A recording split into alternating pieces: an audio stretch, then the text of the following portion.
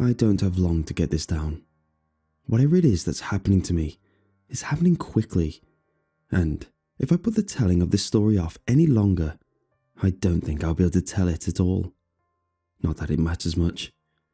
What took place in the cave isn't the kind of thing people are going to believe. Not even close. They'll think I'm making it up for attention, or they'll just think I'm sick in the head. It doesn't matter. I have to try. If something does happen to me, or worse, if something happens to the people around me, maybe others will listen then. Maybe this story will be a warning. But if I'm honest, the time for warnings may have already passed.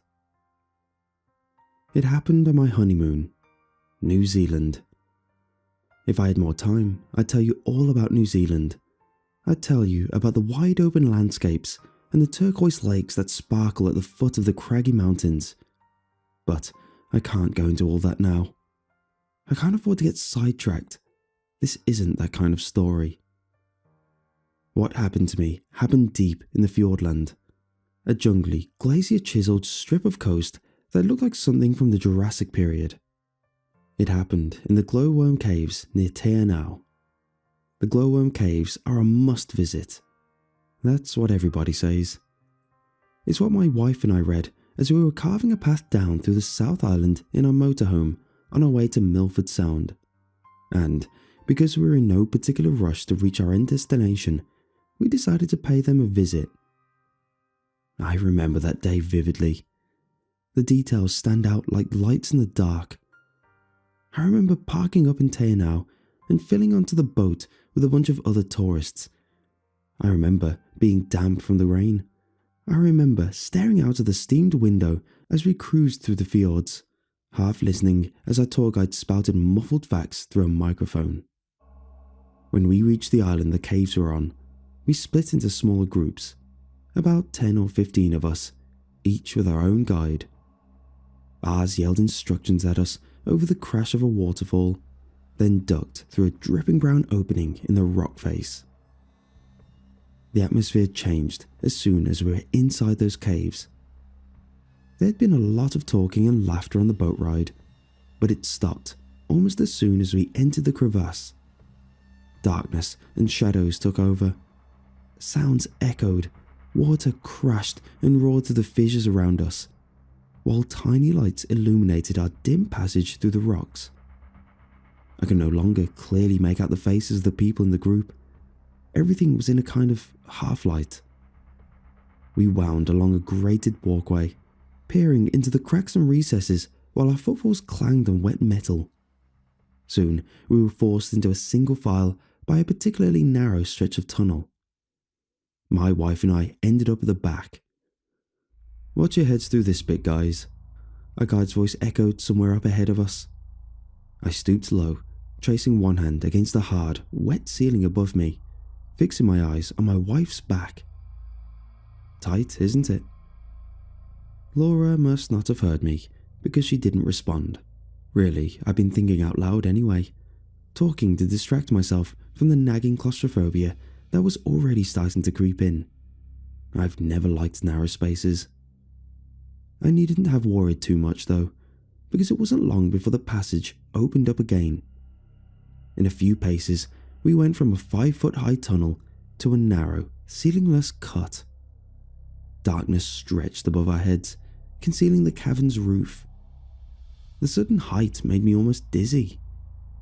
Keep in line, guys, and don't wander off. They don't pay me enough to come looking for you if you get lost. Our guide, a messy-haired local who briefly introduced himself as Mike when we were gathered outside the cave entrance, sounded as though he was getting further and further away, moving off into the distance up ahead. Although this section of the cave was high, the path was still narrow, and everyone had been forced to walk in single file.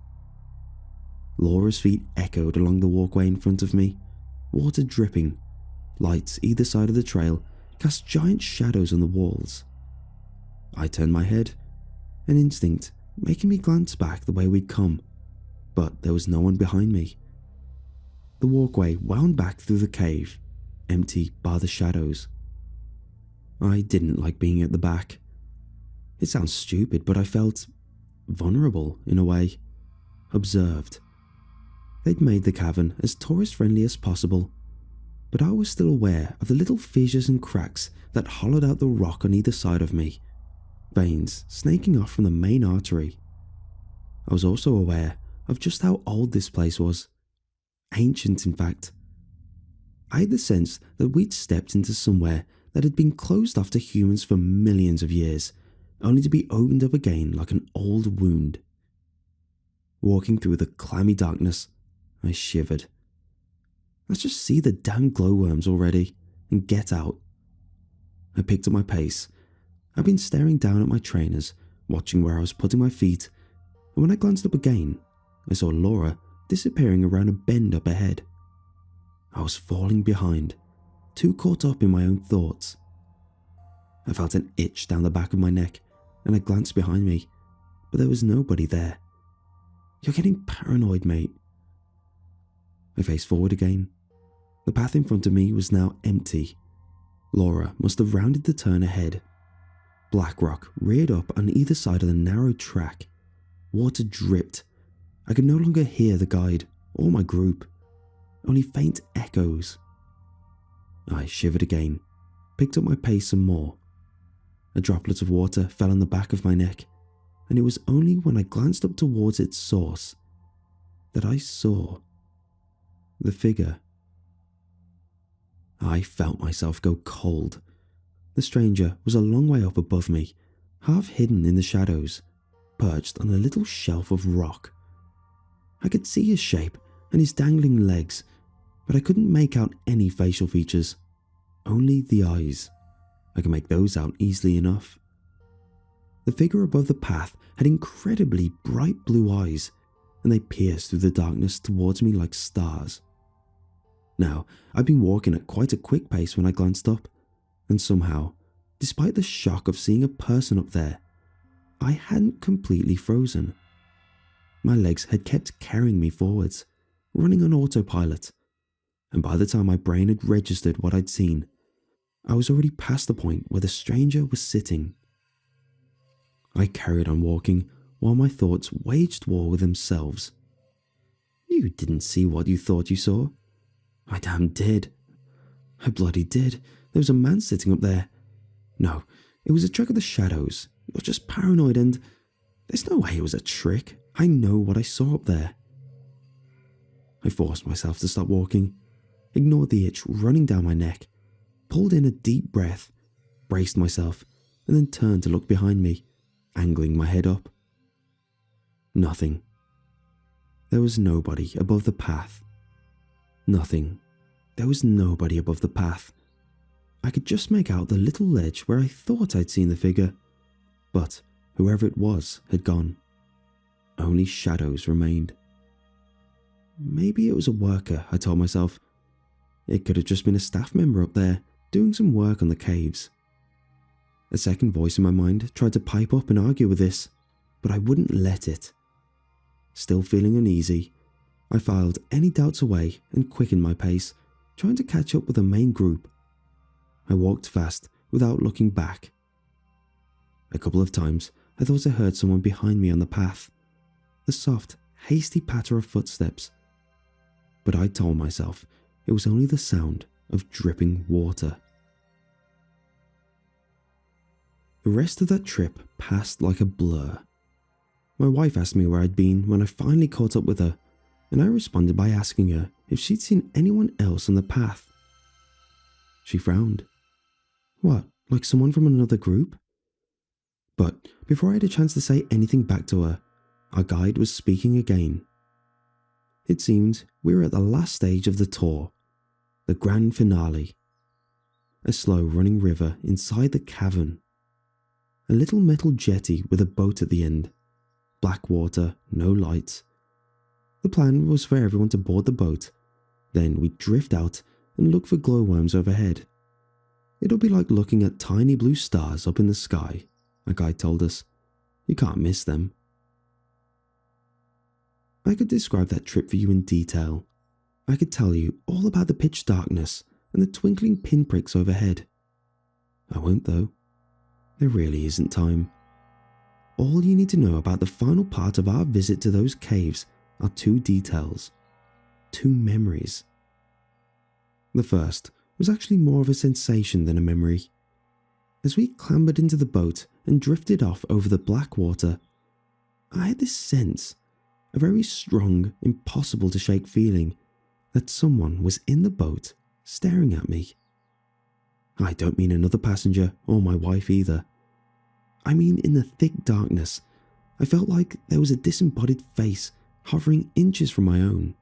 So close, I kept imagining breath on my face. The sensation was powerful enough that I spent the entire boat journey in a state of anxiety, jumping at every bump and splash. I was still in this anxious state when one of the other tourists, a Japanese lady, let out a horrible, piercing scream. She screamed, and when the other passengers started to yell and move and panic, she screamed some more. She was still screaming when our guide struggled to help her, and she didn't stop screaming as the boat hurried back to the jetty to call for medical assistance. We found out later that she'd put her hand over the side of the boat, something the guide had clearly warned us not to do, just as we bumped into the side of the cavern. Every one of her fingers had been broken. That night, lying with my wife in the bed of our motorhome, I tried to talk to her about what I'd seen. I tried to make sense of it. Babe, when we were back in those caverns, did you see anyone else in the tunnels with us? Laura was lying with her head on my chest. Her voice was muffled. I could tell she was already half asleep. In the glowworm's cave, I had this weird moment where I thought I saw some guy sitting above me on a ledge. Laura's head shifted slightly. It was when I was at the back and you were a bit further ahead. Water dripped on my neck, and when I looked up, I thought I saw this man sitting in the shadows above the path. It was weird. But then when I looked back up again, he wasn't there anymore. I don't know, I guess I probably just imagined it, but it freaked me out a bit. And then with everything that happened to the woman in the boat, I guess I just... Laura shifted again. I paused and listened to her breathing. It was regular now, evenly spaced, and I realized she was fast asleep. I'd been talking to myself. I reached up and flicked the lamp above the bed off, trying not to think about what the pitch darkness in the motorhome reminded me of. I leaned back and closed my eyes and attempted to shut off my mind. It was a dripping noise that woke me. A soft, steady plink. Drip, drip. Laura? I struggled to open my eyes and lift my head.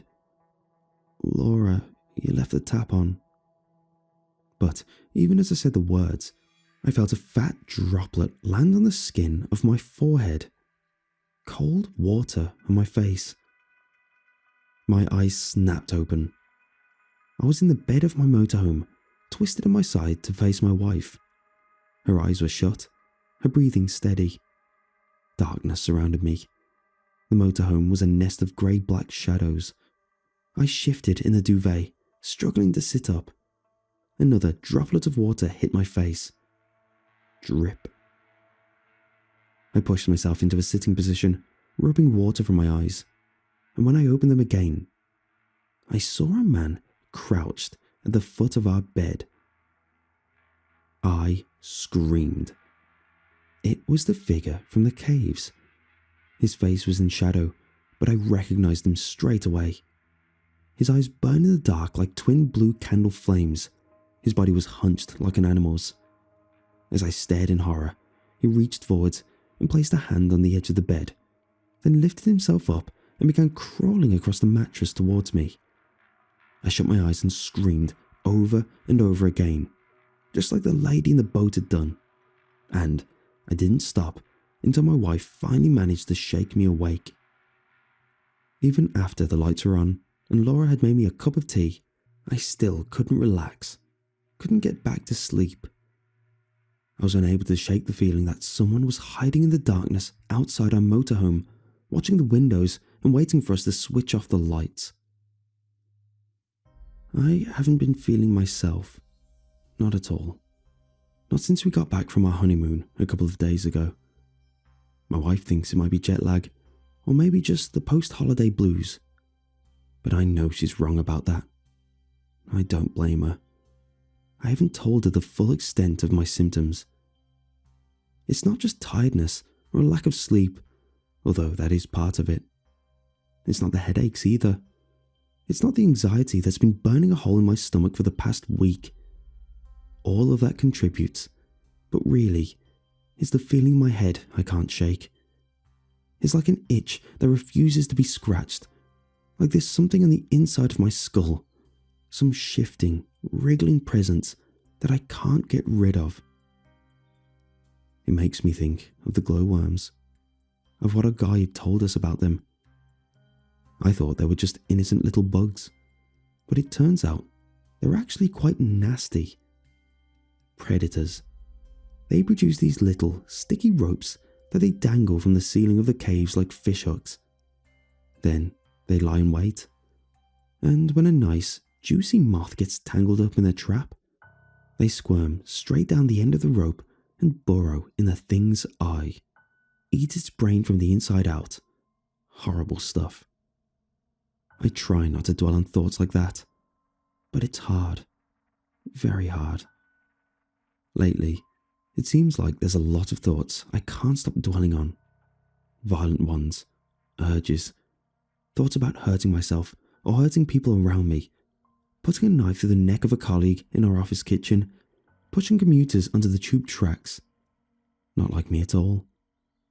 The last couple of nights, and this has really scared me, I've even dreamed about strangling my wife in her sleep. My memory has been playing tricks on me too. I keep thinking back to that day in the glowworms caves. Lately, it's all I seem to be thinking about, and remembering what it felt like in the boat, in the darkness, the sense that someone or something had its face pressed up against mine. And then I start to get this crazy idea that maybe that Japanese lady didn't just put a hand over the side of the boat by accident. That maybe, just maybe, I grabbed her arm in the dark and moved it there. It's a stupid idea, of course. I know I didn't do that. But sometimes, when the anxiety is at its worst, I swear I can remember the feeling of her wrist in my grip, the material of her raincoat, damp under my fingers as I jerked her arm over the side. Mostly, though, I've been thinking about what I saw this morning. What I saw in the bathroom is what prompted me to get all this down, and what may well prompt me to pack up my things and leave before my wife gets home from work, before anything bad can happen. I'd been shaving at the time. Laura had already left, and I had the house to myself. I was staring into the mirror, moving my razor from my Adam's apple up to my chin, when my hand slipped, cut myself. Blood welled up through the tiny red mouth in my throat, and I had to grab a tissue to stem the flow. When I looked back, I saw him. I saw him in the mirror for just a split second. I no longer found myself staring at my own brown eyes in the polished glass. I was suddenly staring at two bright blue pinpricks. Those lights stared back at me, like twin glowworms that had burrowed deep in the softer parts of my head, like glowworms hiding in the dark, monsters in the shadows, waiting to catch their prey. Oh Jesus, I need to make this itching stop.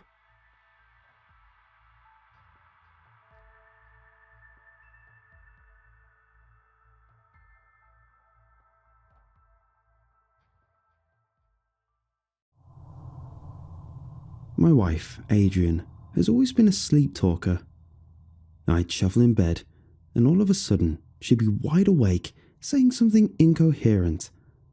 I'd ask her what she meant, but she'd be sound asleep the very next moment. It creeped me out at first, but in time, I learned to ignore her remarks and just let her say her things and fall back asleep. That was until 1 week ago. I had woken up in the middle of the night to go to the bathroom, and after having a midnight snack, returned to bed. Now, my wife sleeps on the right side of the bed on her left side, while I alternate between sleeping on my left side and right side. This particular night, I slept on my left side, and after a few minutes, I shifted and faced Adrian. Almost as soon as I did so, I felt a firm grip on my arm. I shut open my eyes and saw my wife staring at me, wide-eyed. "Adrian, is everything—" "Wait," she interrupted me with concern in her voice. Normally, I would have ignored this, but she never did it like this before. She never grabbed me at all, let alone with such feverish strength. And she never had her eyes open, let alone open so widely she looked like she was listening in on something as she held her breath. So I decided to focus myself and figure out what it was. A moment later, she released my hand and said, "It's okay," and then she fell back asleep. A little baffled by the whole thing, but not too concerned, I decided to fall asleep as well. I'd even forgotten about the whole thing until the next night. I was already asleep when my wife woke me up with another strong grip on my forearm. I groggily opened my eyes and asked, "Honey, what are you—" "Shh, don't move," she whispered with a quivering voice. I shot my eyes open, instantly awake. Adrian's eyes were open as well, but she wasn't looking at me this time. She was looking behind me. And that's when I heard it.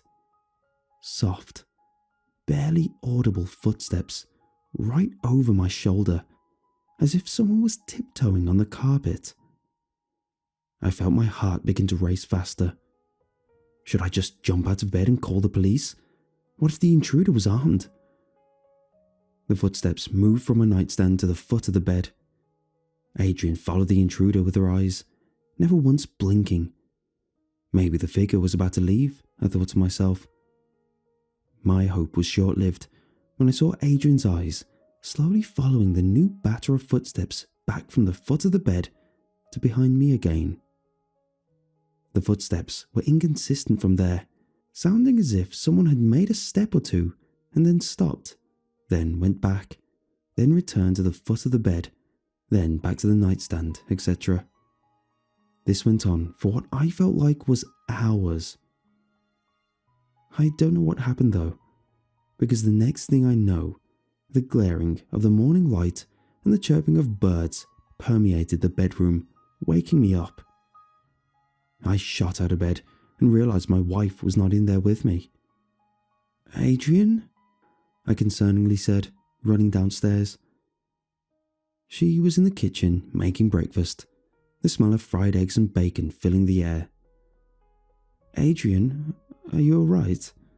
I ran up to her and hugged her. "Yeah, why wouldn't I be?" she asked, taking the eggs out of the pan and putting them into the plate. "There was an intruder last night. He was in our room. I mean, you woke me up to warn me about it." "What?" she smiled. "Honey, you must have been dreaming." I stood my ground and told her that I was not dreaming, and neither was she, and that someone was clearly in our house. But she said she didn't remember anything. I checked all the locks and rooms in the house, and there was no sign of a break-in or anything missing. I started to think that maybe I really did imagine the whole thing. And then, the next night came. I was asleep, as usual, when something just woke me up in the middle of the night. I couldn't tell what, but what I knew right away was that something was wrong. I felt my heart beating fast, and when I opened my eyes, I saw Adrian staring back at me. She was really close to my face, and I heard her quivering breaths as she slowly tried to inhale and exhale. Very slowly, she brought her index finger to her mouth, as if to tell me to be quiet. I obeyed, perking up my ears in order to hear any unnatural noises. There was a shuffling sound coming from the wall behind me in a steady and dragging motion. It was slow and long, and with each drag, sounding almost like whoever was there was trying to be quiet. I started to slowly turn my head when I felt Adrian's hand on my chin. She turned my head forcefully back towards hers and mouthed no to me. I felt her fingers trembling as she held me. Her eyes focused on whatever was behind me, and suddenly the shuffling got much louder. Even if I had been asleep by then, I would have woken up now, because this sound was loud enough to wake up the neighbours. It went on, and then just suddenly stopped. Silence fell on the room, and I heard Adrian's more panicked breathing now. "Just stay still," she whispered, holding my chin even more firmly now, as tears started to form in her eyes at whatever sight was behind me. I held my breath for a moment, and then I heard it. Low, barely audible, raspy breathing right above my head. It sounded as if the person above had difficulty breathing, as it steadily but painfully inhaled and exhaled with wheezing noises. I strained to see something, anything with my peripheral vision, but I couldn't catch anything in the dark. I hadn't even realized how stiff my entire body was until I felt a cramp in my calf. Slowly, I stretched out my leg under the blanket, trying not to arouse suspicion. However, as I did so, my knee popped loudly. The person, or creature, or whatever it was, inhaled sharply and stopped. There was suddenly dead silence in the room, and then it started sniffing the air curiously, taking long whiffs. I held my breath, feeling my heart beating against my chest violently. I closed my eyes, bracing myself for whatever the creature was about to do, and then it continued wheezing. The sound moved further away from me to the foot of the bed, and then to the wall opposite of the bed, where it continued the steady shuffling noise. Shuffle, wheeze, shuffle, wheeze. I desperately darted my eyes around the room, but Adrian held my chin firmly, not letting me move my head. The shuffling moved further away from my side, and I saw a dark figure come into view of my line of sight as it slowly moved to Adrian's side of the bed. I couldn't discern any distinctive features of the creature. All I saw was that it was hunched over and tall, but I couldn't tell anything else in the dark. The creature stood at the wall behind my wife, wheezing a little more slowly now. It stood there for a few minutes before turning around with a soft sound of footsteps and coming back around to my side of the bed. The next few hours were a blur, with the creature walking about the room, breathing raspily, scratching, shuffling.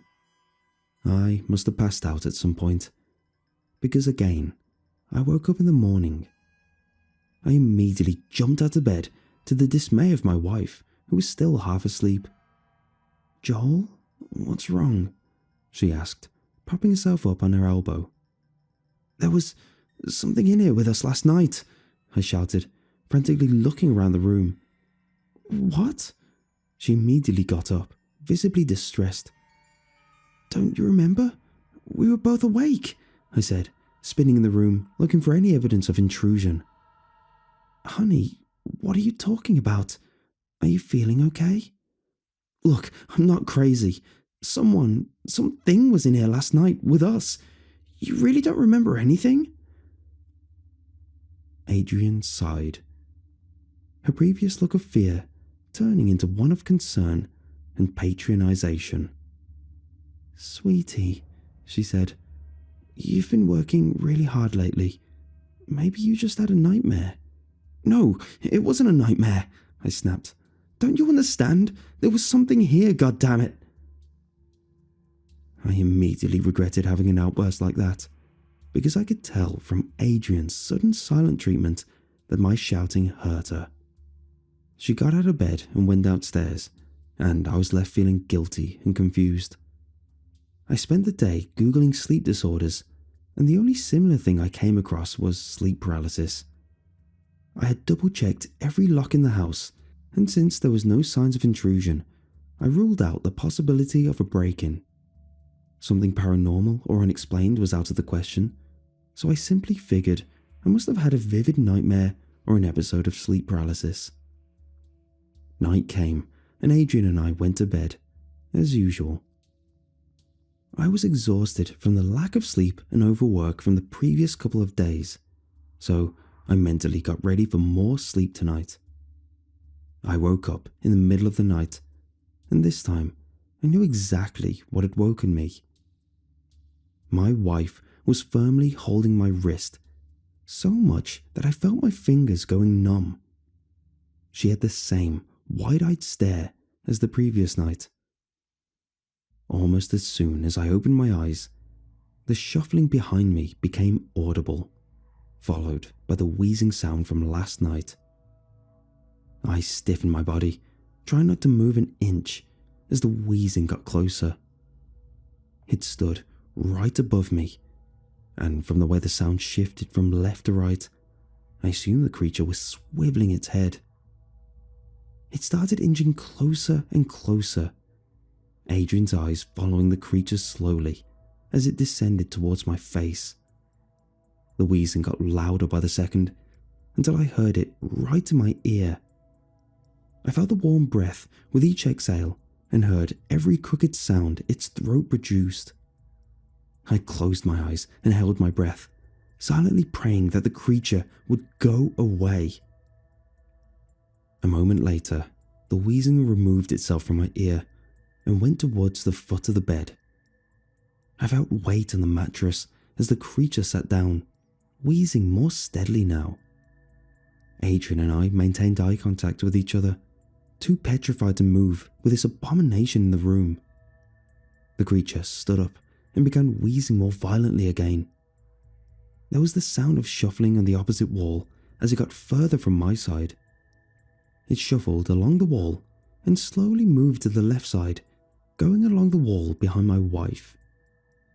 By now, my eyes had already adjusted to the dark, and I could see more clearly with my peripheral vision.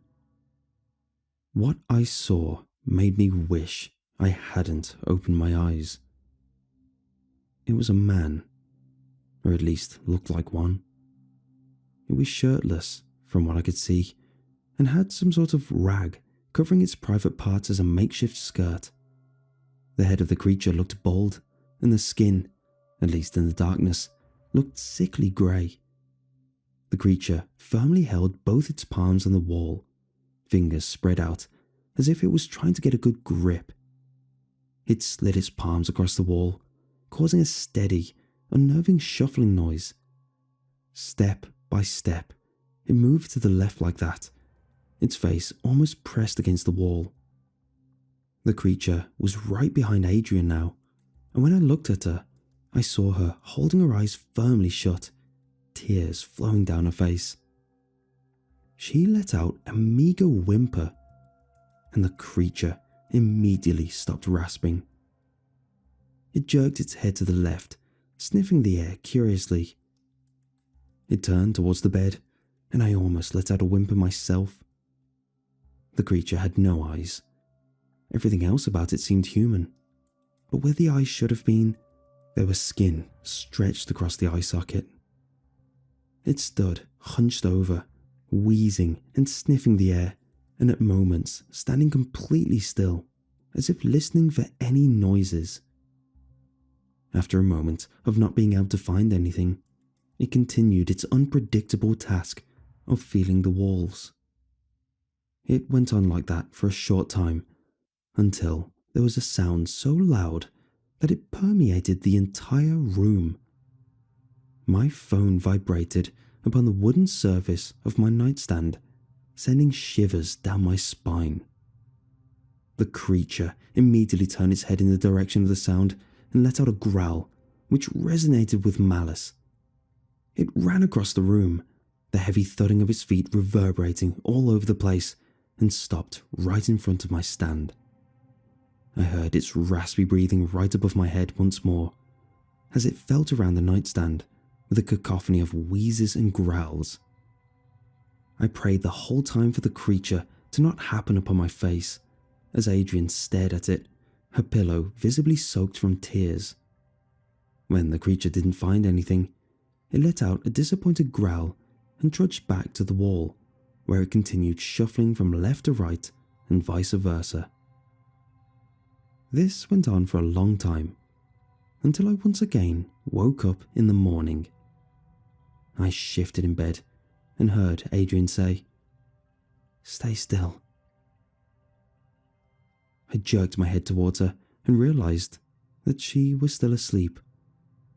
She mumbled something, so I leaned in to hear her better. "If you move, it'll get you," she said. "What does the creature want?" I whispered. She mumbled something, which I couldn't make out. "What?" I asked again, inching closer. "Its eyes," she said.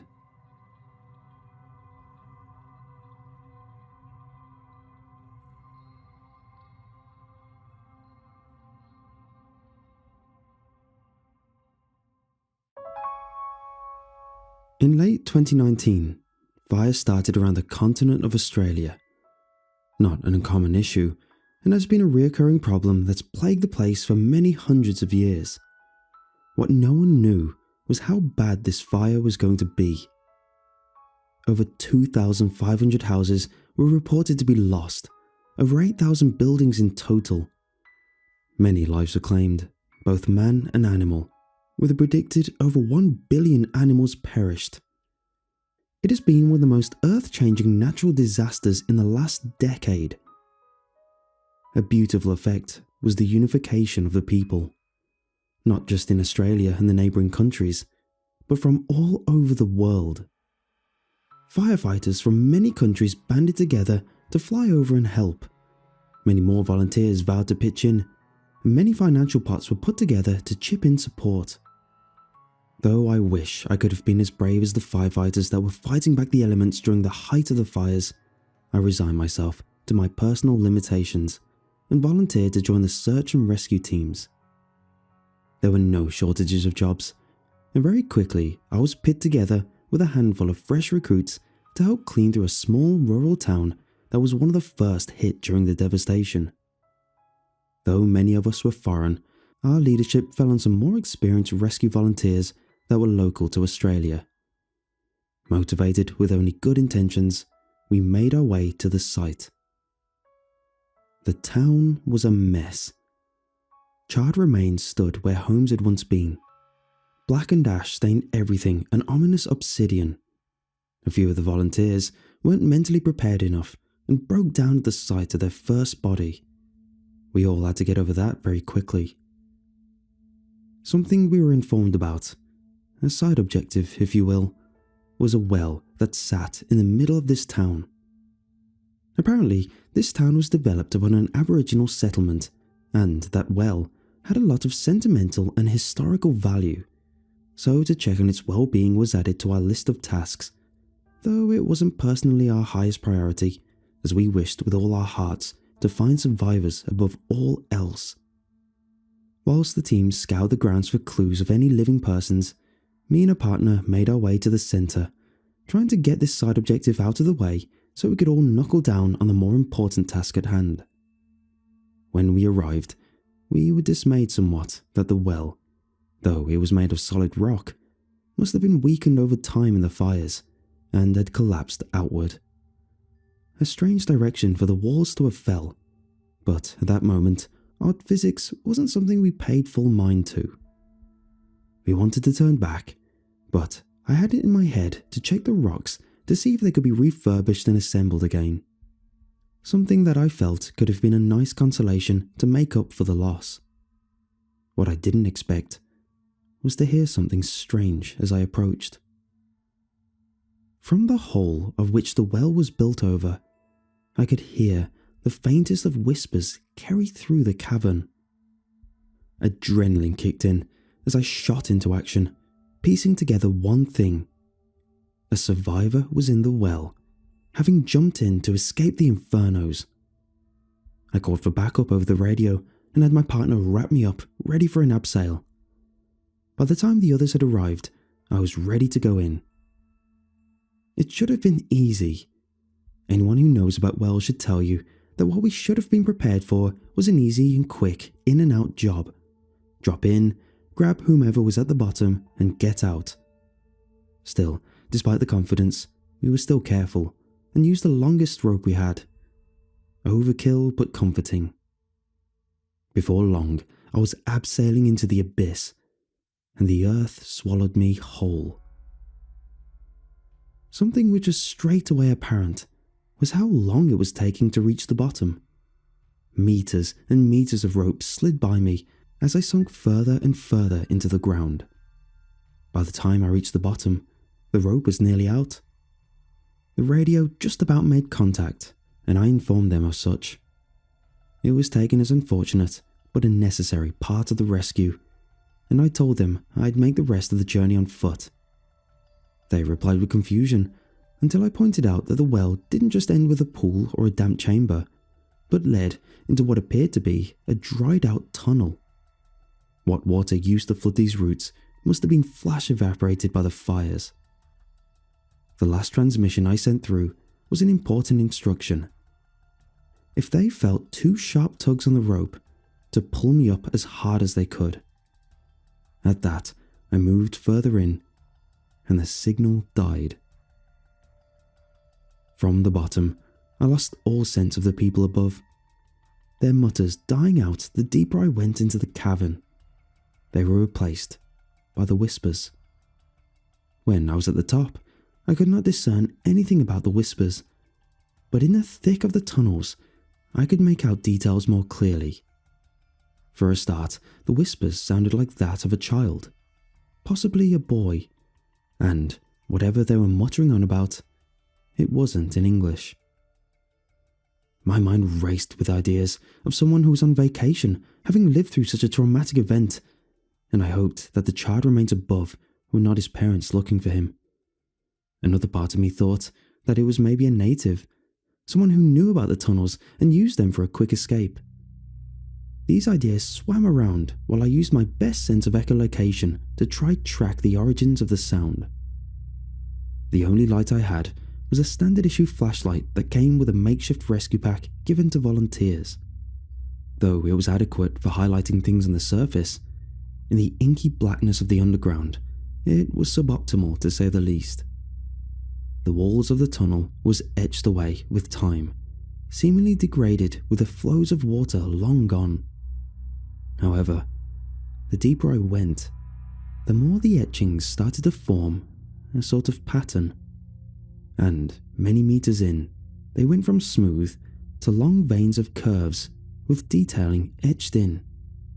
The walls looked like they were layered with rows and rows of overlapping snakes, with no head or tail, just continuous overlaps of serpentine details.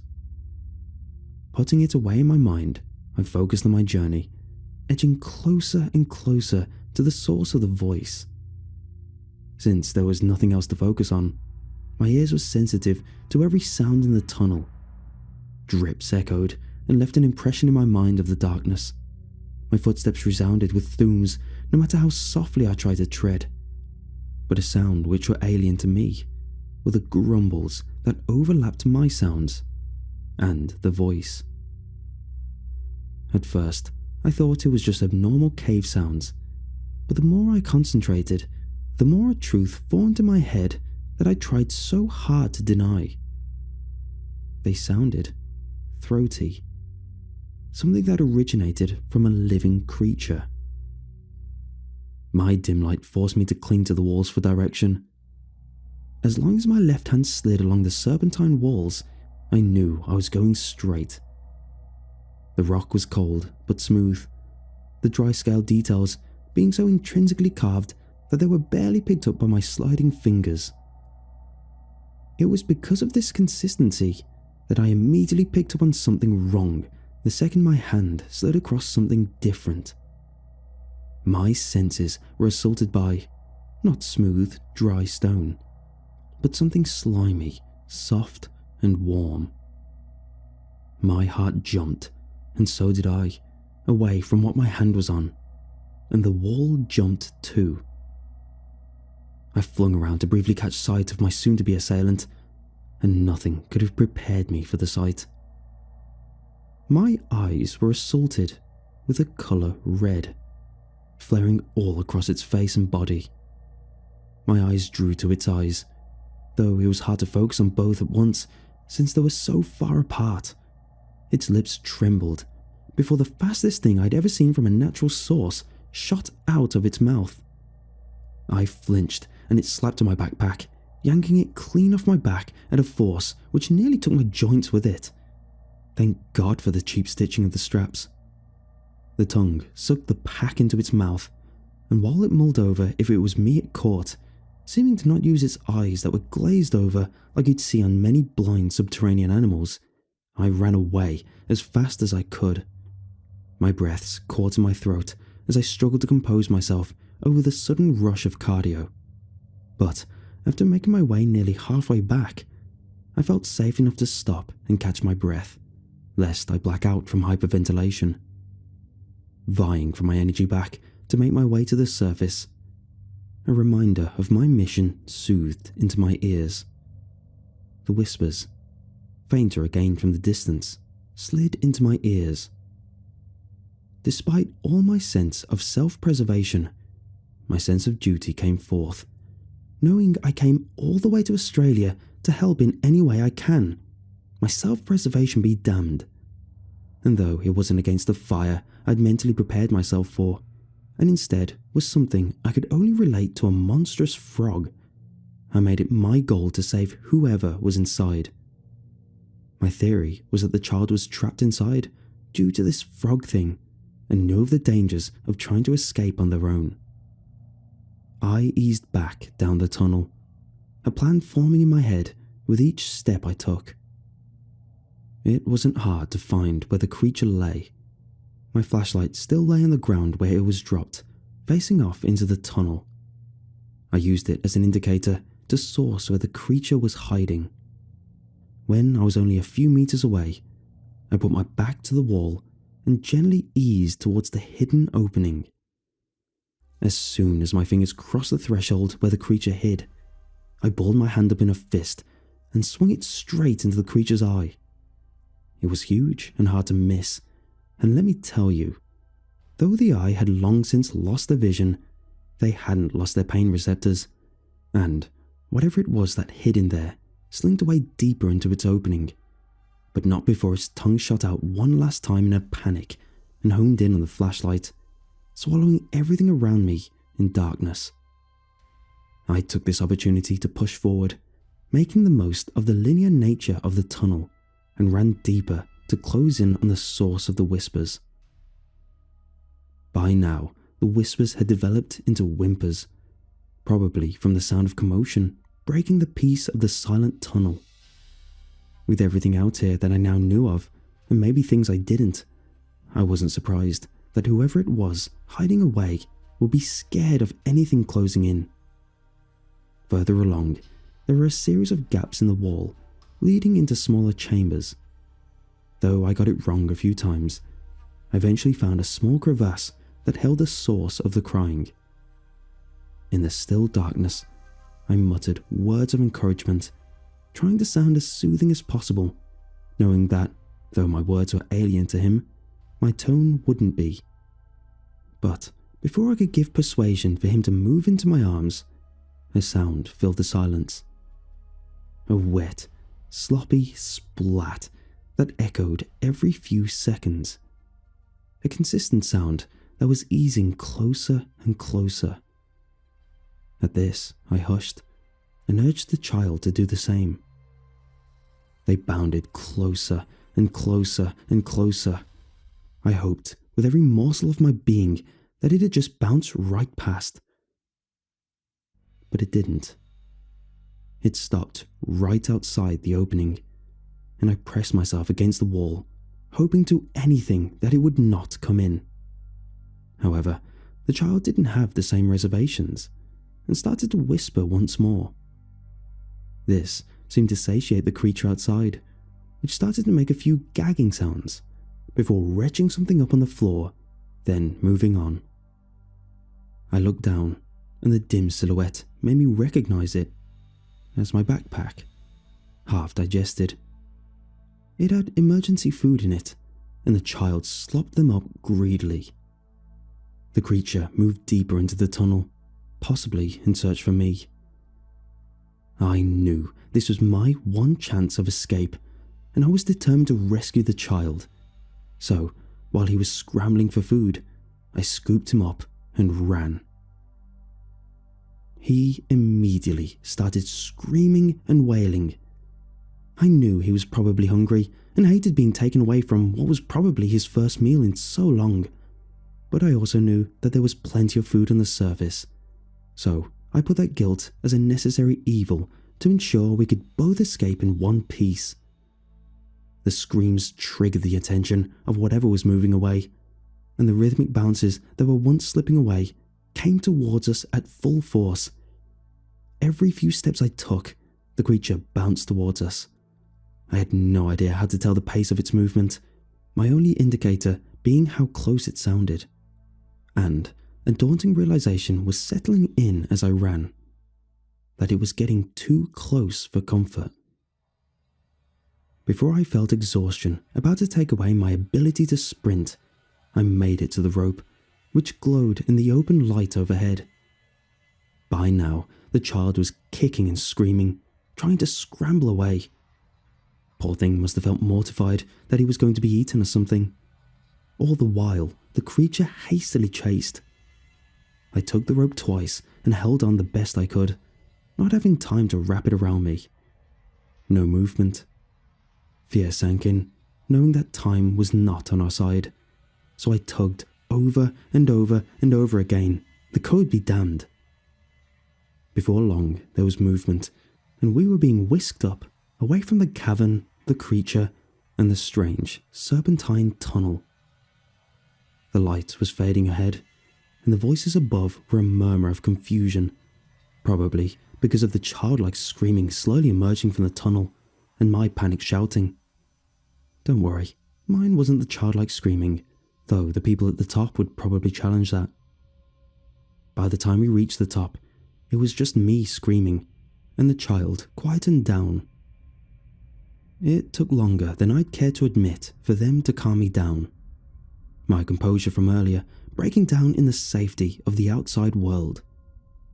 The question that broke me out of my spell was, why did you bring that thing up? That thing, I thought.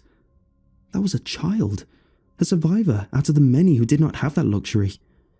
Many thoughts like this were whizzing around my head, until I looked down and understood what they meant.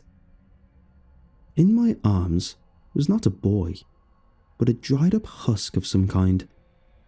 I would have been mortified that this was some paranormal type twist where it was the spirit of a child who died in the well or something, but the thing I was holding didn't even look human, and it was too specific to be an accidental formation of the earth. As it crumbled when I put it down, my world crumbled too.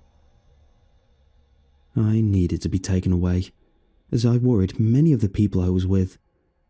All but one. When I was placed in the ambulance to be driven back to HQ, to the frustration of some of the others, who thought it was a waste to use such a useful resource of myself on what they thought was just a mental breakdown, one of the local reps came over to talk to me. Though he couldn't tell me much due to the limited time, and seemingly a tone of reservation, he instead gave instruction on where to find information. He told me to look into the Aboriginal folklore of the land. At first, I thought he sounded as crazy as I did. But the more I looked into it, the more I identified with. The rainbow serpent, a creature that was said to replenish stores of water, forming gullies and deep channels as he slithers across the landscape, allowing for the collection and distribution of water. This sounded eerily familiar to the strangely perfect tunnel system that the natives must have built a well around long ago for its abundance of water. I found information on the Yaraman Yahoo, a red frog-like creature that was said to hide in trees to wait for unsuspecting victims to consume. It's easy to imagine they might have long since moved underground to hide away from the rapid development of the modern world. It's also a theory that they might have adapted to live alongside other creatures with the same intentions, similar to those frogs in the wild that adopt spiders to protect their eggs. And the creature could have been an unknown race mentioned in Yolngu folklore. Not much is known about them, but maybe they lived underground, and for good reason. Because when the sun hits their skin, they dry up into a husk almost instantly.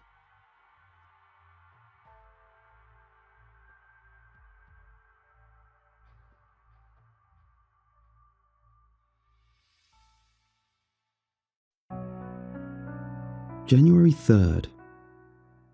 The sun's not coming up. The sun's not coming up. I can't deal with this. School starting Monday. How am I supposed to get to class when it's so dark? You can't even see your hand 3 inches in front of your face. When I got up, I figured it was just because it was winter, you know. Sun goes down and stays down longer when it's cold. But I knew something was up by noon. The sun should have been up by now. It's starting to freak me out. Neighbours have come by, asking for some things they don't want to run to the store for, ignoring the elephant in the room that there's no damn sun. Apparently, the darkness gets even worse when you try to get out of the neighbourhood. It's best to just stay here until this all blows over, while pretending it's not happening at all. Dad was sleeping on the couch this morning. I think he and Mom got into another fight. They're not talking, and Mom's been crying, even though she does her best to hide it. God, it's bad enough that the world might be ending. I don't have time to worry about my parents' failing marriage. January 4th. The streetlights went out, haven't come back on. Outside now looks like Satan's winter wonderland, with all the snow and it being so dark. I can see other houses across the street, the lights shining through the window like beacons in the night. The only reason I can make out anything in my yard is from the light shining from my living room window. Mum and Dad aren't talking. Jesus Christ, you could cut the tension with a knife. I really wish I could go outside to smoke, but I swear Dad had a stroke when he saw me open the back door. I don't know how he expects me to go to school if I can't even go out in the back porch to get some air, but whatever. For now, I'm just cracking the window in my bedroom and doing what I can to waft the smoke out there. I'm 16, I can make my own decisions. January 7th. Okay, I guess I'm not going to school. Sun is still not up. Weekend's just been boring as hell with just watching outdoors get darker, if that's even possible. I even started getting ready before I realised, what the hell am I doing? And went downstairs to ask if I can stay home. My dad gave me his approval and said I can stay home for as long as it stays dark. First time we really acknowledged how absolutely bizarre that is, and it's the only acknowledgement. I tried turning on the TV, see if there's anything on the news about this, but all I got was static.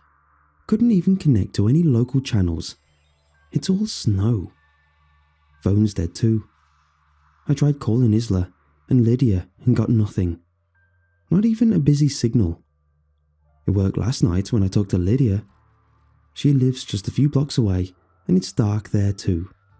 Isla lives in the city though, not Bartonville, and apparently sun's fine there. She said she'd come over to see if I'm still making up BS. It's not BS. Sun's gone and it's showing no sign of coming back. January 8th. It's not just the sun disappearing, lights are going out. It started with the kitchen. I went down and tried flicking the light. Got nothing. I yelled for Dad and said the kitchen bulb burned out, and he went pale. He switched it, and I heard him swear for the first time in my life when it still didn't work. I tried to tell him to check the breaker, but he was clearly losing his mind. By the time Mum came in, he was babbling nonsense about the lights being taken away, and Mum had to help him lie down. I wonder if this has anything to do with why he was at work late for the last few weeks. I don't know what he works on, but I'm starting to go a little stir-crazy, and it's making me paranoid. Isla never showed up yesterday. Stayed up until midnight, and she never showed. Maybe she just got turned around, or maybe she forgot. She's like that. I bet she just forgot. January 9th. Half the house is stuck in the dark now, including my bedroom. But that's not the worst of it. Watching the street is the only form of entertainment I have other than reading, and I'm getting too antsy to focus on that. I cracked the window while I street watched, and then I heard it. For the last few days, all I've heard while I've cracked the window is wind. Today, I heard whispers. Yes, I thought maybe I'd finally cracked and was hearing things, but I pressed my head against the screen to listen better. It was then I heard the clack of something, like claws, climbing up the side of the house. I yanked my head back, just in time to see those claws land on the sill. I was frozen when that thing hauled itself up to my eye level. It was probably my height, maybe a bit bigger. Pure black, with tufts of hair and fur coming from the top of its head and its shoulders. It didn't have any facial features other than these large pointed ears and bright red eyes. Eyes bigger than my balled up fist. It blinked a few times, like it was just as surprised to see me as well. His claws sliced through the screen as I stared at it. I had to be going crazy, right? Its enormous hand groped for my desk before landing on my last pack of cigarettes. It yanked them back, waved them in my face, and then it dropped out of sight with a chittering madman's sound. I screamed as loud as I could before slamming the window down. My dad came in, and when I told him what I saw, he began to cry. Just crumpled into a ball onto the floor and began sobbing. I had to tuck him into bed. I asked Mom what was wrong with him, but she couldn't answer me. All she knew for sure was that he came back late January 2nd, looking paranoid as all hell and smelling like someone else's perfume. I don't know what's worse, the fact that my dad apparently is having an affair, or how calmly my mom said that. Apparently she'd been onto him for months, and it's been likely going on for years. Years! It was only that night she caught him. God, I wish I could just go back in my treehouse and hide for a bit, but I can't imagine leaving this house right now. Not with those things out there. That laugh and whisper. Even though they don't have mouths. January 10th. The darkness took a house last night. The chittering from one of those freaks was so loud it woke me up. We crowded in front of the living room window and watched as dozens, maybe hundreds of those monsters surrounded the house across the street. Windows were busted in, the door was ripped off the hinges, and they flooded inside. The Kinneys started screaming seconds after they got in. They screamed for what felt like ages, and all we could do was stand there and watch. Dad bolted around the house after that, extinguishing every candle, turning off any light we still had that worked. He's sure they were attracted to the light. I don't get it, but honestly, I'm not going to argue with a guy who's clearly 2 steps away from a mental breakdown. The Kinneys did have most of the lights on still. My thighs are going to be covered in bruises with how I keep bumping into everything every few steps. I can only use my flashlight to write in my diary. I have to leave it dark the rest of the time. All I can do is just watch the darkness outside the window. January 11th. 2 more houses were ripped to pieces during the night. Maybe the night? I can't tell anymore. I count days by sleeps now, and now there's not much else to do but sleep. I'm getting better at seeing in the dark though, although all there is to see isn't great. The monsters just took the Kinney's house down. There's nothing left but a pile of wood. The Lotts and Jarvis' house is also destroyed. In the wreckage, I can sometimes see dark shapes moving around them. More monsters probably. I wish I could see Lydia's house, but it's too far away. I hope she's okay. It's clear my dad prepped for being here for a long time though. We have enough canned food to last until the end of the century. Something on that last normal night spooked him, and although he and my mom are clearly going to split the moment they can, he still cares about us, even if he did betray us. I'm too tired to be angry, and too scared. Maybe turning the lights off was the right choice, but who knows? January 12th. Reese Gill. That's the name of Dad's other woman, or in this case, man. Boy, this just couldn't be easy, could it? I was in the living room watching the snow when I saw a dark shape dart across the lawn. I almost screamed for my dad when I heard someone run into the door.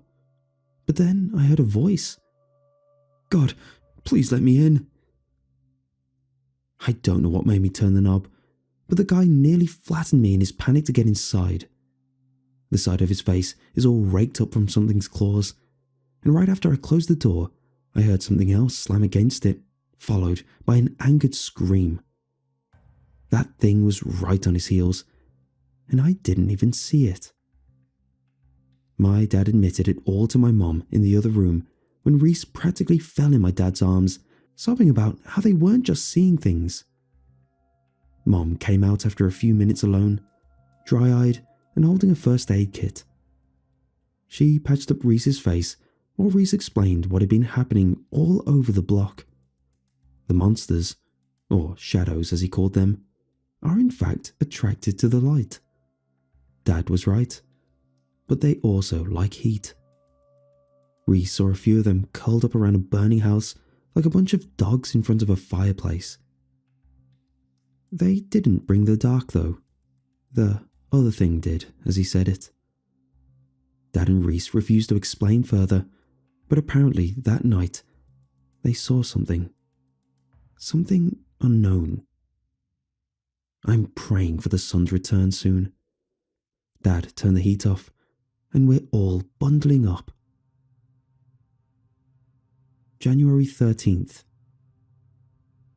I like Reese. That sounds so bad, I know. He's the guy that's ruining everything for my parents. But he's super nice.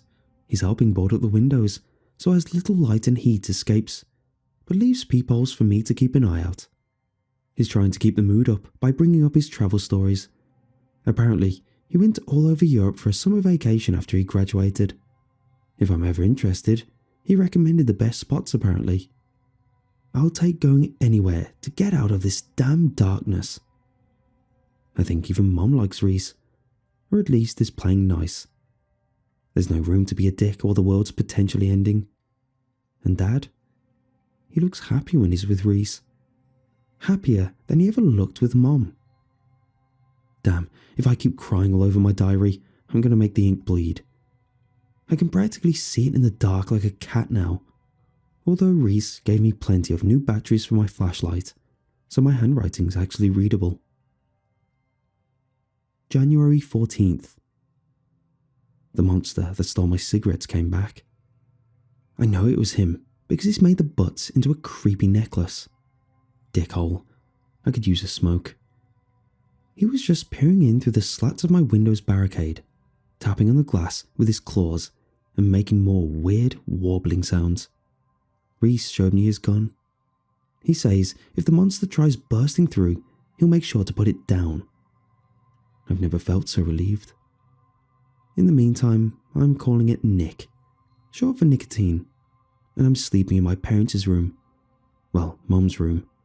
Dad and Reese are now occupying a room in the basement. I wish they'd just tell us what they saw that night.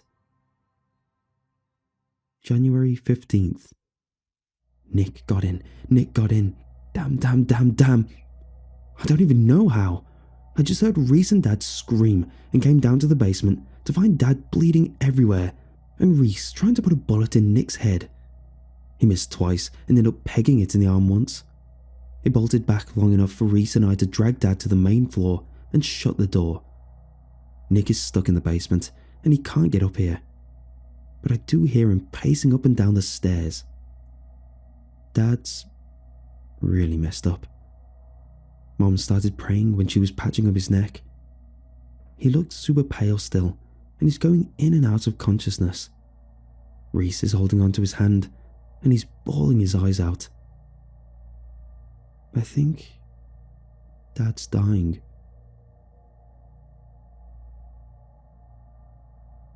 January 16th.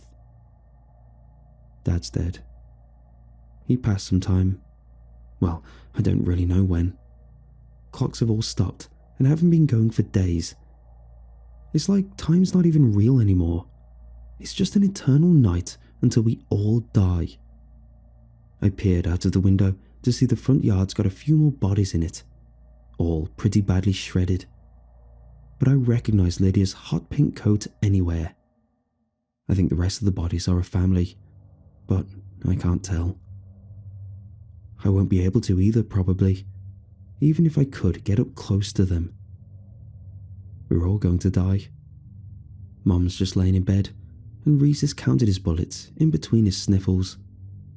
All I need to know is that he has more than 3. January 17th. After we stashed Dad's body in the office, Reese sat both Mum and I down and told us what happened. They'd met by the old state hospital, planning on going for a drive in Dad's car while leaving Reese stashed around there. Dad never once worked late in his life, which for some reason, that of all things ticks me off. He always got on my case whenever I skipped a class or two, and all this time he was practically gunning it from work to go meet his boyfriend. At sunset, they saw the monsters. 2 of them, not counting the shadows that surrounded the one that almost looked human, except he was too tall and too pale and had eyes black as night. The other one was hunching over, and some sort of drooling creature with a maw not big enough for all its teeth. But it was clear these 2 creatures were not friends. The king, that's what Reese is calling the one with the shadows, apparently attacked first, but the beast fought back. It was then the sky began to grow dark, despite the sun still sitting on the horizon. They watched the sky grow black while the creatures continued to fight. They got the hell out of there before it became too dark, both going home and telling each other they'd been drugged. That was the only explanation for what unexplainable stuff they'd seen. But they both still found themselves preparing. Dad picked up all that canned food, and Reese digging that gun out of storage and making sure he had ammo. This has nothing to do with us. The king and the beast just put us in the middle of their crap fest, and we're all going to die because of it. January 18th. Mum's going to kill herself. Reese and I aren't going to stop her.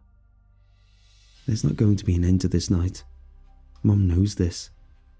The sun's never coming back. Nick is still in the basement, pacing up and down those steps. It's waiting for its friends to show up so they can kill us all, rip us limb from limb. Reese is going to make a last stand when that happens. But Mum can't bring herself to wait for the sun anymore. She sat me down and told me how much I mean to her, that she still loves Dad, even if he really, really hurt her, that she won't think badly of me if I'm not ready to end it. I'm not. But I'm just glad she's going to take pills and peacefully go to sleep instead of taking Reese's offer to use his gun. I'm not sure if I could take it if I heard the gun go off. I'm such a coward. I should be joining her right now. But I'm too scared to die. I'm only 16. I don't want to die. January 19th. This will be my last entry. Nick and the others broke through last night, right through the basement door. Reese took out a lot of them, but I'm not sure if he's still alive since I'm not hearing any gunshots anymore. I'm barred up in my room. I keep getting whiffs of my parents' rotting bodies, and it makes me want to puke. Why didn't I go with Mom yesterday? I don't want to die. I don't want to die. I can hear them in the hall. They're looking for me. They can feel my warmth, even if my fingers feel numb and my teeth can't stop chattering. I can hear them whispering my name. I'm going to make a break for it out my window. I don't have a doubt that I'll freeze to death, but I'll take that over being ripped to pieces. I hear it's quite nice, freezing to death. You just sort of go to sleep. Goodbye. I found this in the attic of a home I'm restoring. There was a horrible blizzard a few decades back that destroyed a crap ton of homes, but nothing like this. Maybe it's a joke. Maybe it's some creative writing homework or the beginning of a novel. All I can say is that last night the sun went down, but this morning it hasn't came back up yet.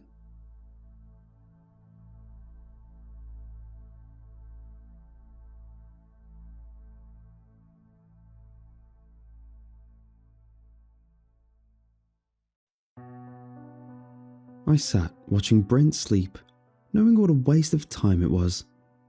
I was coddling him, feeding into his delusions, instead of doing the hard thing, the right thing. Telling him that yes, he needed help, but from a therapist or a hospital, not an old girlfriend. That whatever he thought, I wasn't going to see some kind of strange event or monster that night.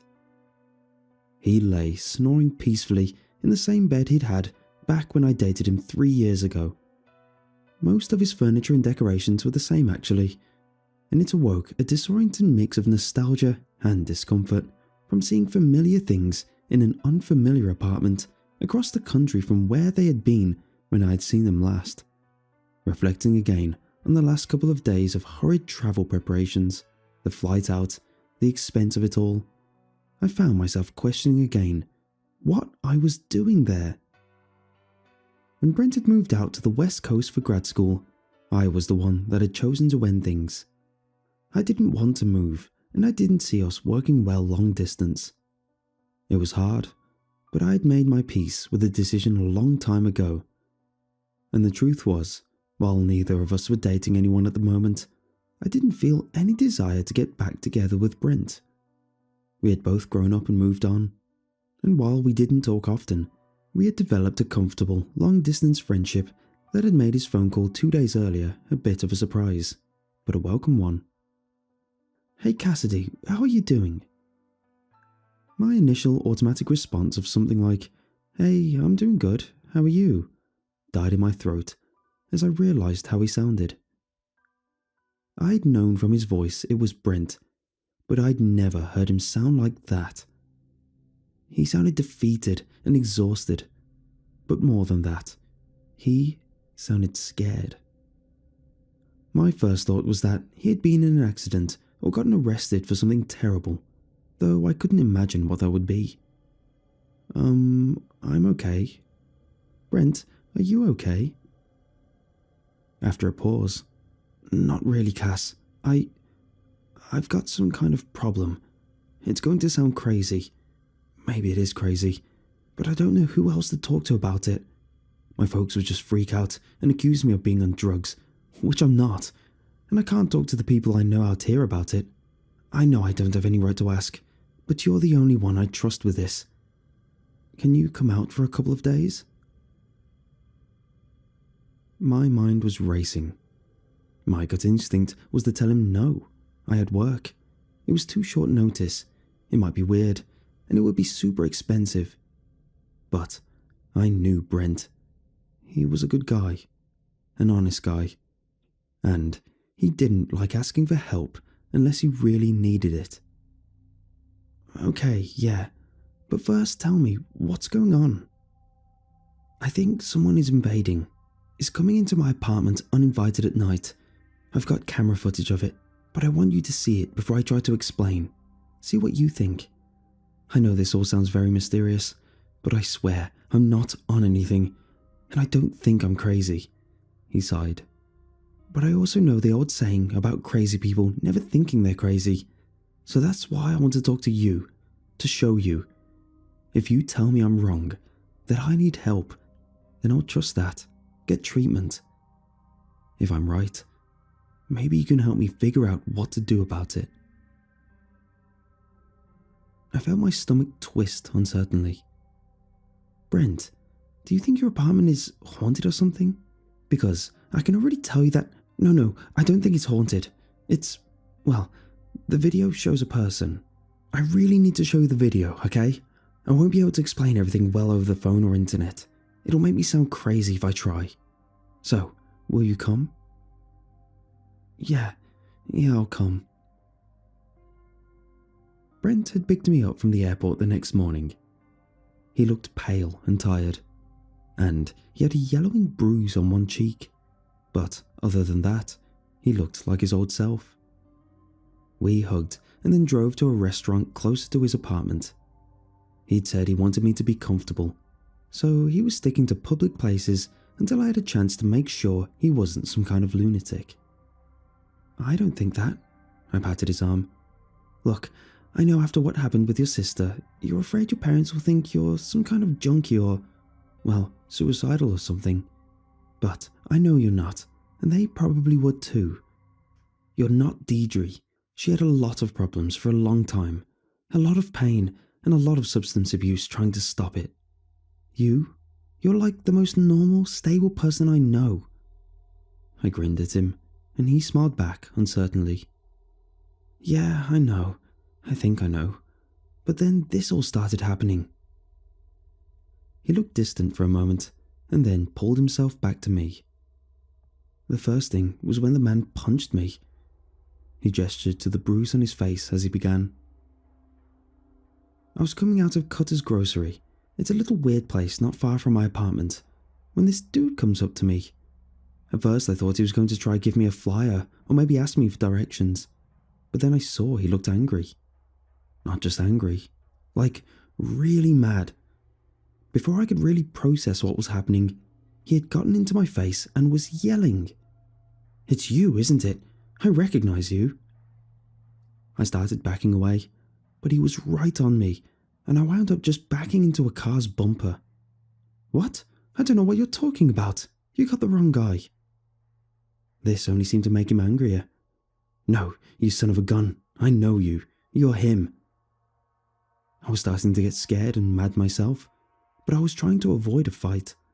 I'll admit, part of that was because the dude was like twice my size, but I still really thought he was just confused or maybe crazy, and I just wanted to get to my car and go. I don't know you, man. Where do you think you know me from? He grabbed the front of my shirt. From outside my house. You were standing outside, staring at my wife, my family last week. Scared the hell out of them. She called me from work, but by the time I got home, you were gone. The man pulled me forward and then pushed me back against the car. But she took a picture of you. It was dark, but not where you were standing. I could see you well enough. I pushed him off me, my bag spilling in the process, but I didn't care. My heart was hammering, and I moved to the side so I wouldn't be pinned again. I don't know you or your family. I wouldn't do that. It must have been someone who looked like me, man. Honest. He looked uncertain for a moment, so I added, I'm sorry that happened though. If the guy comes back, you should call the cops. His fist flashed up out of nowhere, and my vision went white. Clutching my face, I fell back against the next car over, but kept my feet. I put my arm up to protect myself from another punch, but he didn't try for one more. Instead, he started crying. "They're gone, you ass. My wife, my kids. They're bloody gone." Police said there were no signs of a struggle, no signs they were taken against their will. But she wouldn't have left me. We had a good life. A good life. His eyes burned with hatred through his tears. It was you, wasn't it? I could see he was preparing himself for another attack, and I held up my hands as I pulled out my phone. "Wait, okay, wait. I'm calling 911. If I'm the guy, then the police can catch me, right? But I'm telling you, I'm not that guy. I don't know you, or your..." I forced myself to take a breath and calm down as I wiped my watering eyes. "I don't know your family, but I can tell you're upset. So let's get this settled, okay?" Blinking, I punched 911 and showed him my phone. See? Legit calling. 15 minutes later, a police cruiser showed up, though it felt more like an hour. The man was tense the whole time, as though he was ready to tackle me if I tried to run. I guess he was. When the cops arrived, they talked to both of us. I told them I wasn't wanting to press charges on the guy, but I did want to clear this up, and if I ever saw the guy again after that, I'd be calling them back to arrest him. They asked if I'd be willing to go back to the station and answer a few questions, and I agreed. The interview was a lot more casual and laid back than what you see on TV. The detective that talked to me said that the guy had been calling them constantly, even when they had already told him there was no sign that a crime had occurred. The poor guy just didn't want to hear that his wife had left him and taken the kids. But what about the picture? The detective had raised an eyebrow. "Picture?" I nodded.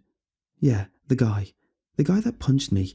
He said his wife had taken a picture of someone that looked like me standing outside their house, looking in all creepy-like, just last week." The man chuckled and shook his head. "Oh yeah, we heard about that too. Except, wouldn't you know it, the wife took a phone with her when she skedaddled, and the alleged picture was on it." He smiled at me. "Look, you seem to be a nice, normal guy, and I'm sorry this happened to you. And honestly, if anyone had messed with that guy's family, I'd put my money on him." He puffed out a breath. But the reality is that people disappear every day. They have affairs, they steal money, or they just get sick of putting up with some kind of nonsense. It happens. So, unless you've got something to confess, I don't know this interview is going to amount to much. I shook my head. No, but I can try and tell you where I was if I know when they left, or when the guy was supposed to be outside the house." The detective nodded. That was my next question. He saw them last Thursday morning, and the man was supposedly standing in the yard looking at them late Tuesday night. I think he said around 11 o'clock. I thought a moment and then shrugged. I mean, Tuesday night I think I was at home. I would have went to bed early because I've been getting to work early the last 2 weeks. I'm in grad school and I work part-time too. But lately I've been having to work early shifts because of some of my meetings with professors. Where do you work? The archive section of the university library. I'm working toward becoming one of those people that studies and restores old books and stuff. I laughed nervously. Super nerdy, I know. He shook his head. No, that's good. My daughter is going for a degree in, I think they call it information technology. I'll tell you the same thing I tell her. Nerdy is where the money is. He smiled. What about Thursday? I spent the morning in the library, then meetings and classes in the afternoon. I played softball that night with some buddies, then went home, went to bed early again. The detective asked me the names of the people he could contact if he needed to verify my whereabouts at any of those times, assuring me he wasn't going to actually call unless something came up that made it necessary. I gave him the names, he showed me out, and then I went home. For a few days, nothing else strange happened. But then I noticed I was missing clothes. I still have a lot of the same clothes and stuff from when we were together, poor student and all, but even the newer stuff, I know what it is, where it should be. and I started noticing that I couldn't find a particular shirt or pair of pants. I'm used to misplacing a sock here or there, but nothing like this, and not with this pattern. Because it was never underwear or socks or shoes, just shirts and pants. And I started to realize I seemed to be missing an equal number of each. It may sound dumb, but it kind of freaked me out a bit. Maybe it was just because dealing with a guy attacking me, or maybe because I've been tired and stressed lately, but I started to think someone was coming in and stealing my stuff. Maybe even trying to impersonate me or something, if what the guy said to me was true. So I borrowed a little security webcam from a friend at school and set it up in my bedroom. I don't think I really expected to find anything, but I figured it would help ease my mind at least. Get me out of, well, whatever mindset I was slipping into. The first 3 nights, there was nothing. Just me coming in and out, sleeping, watching TV.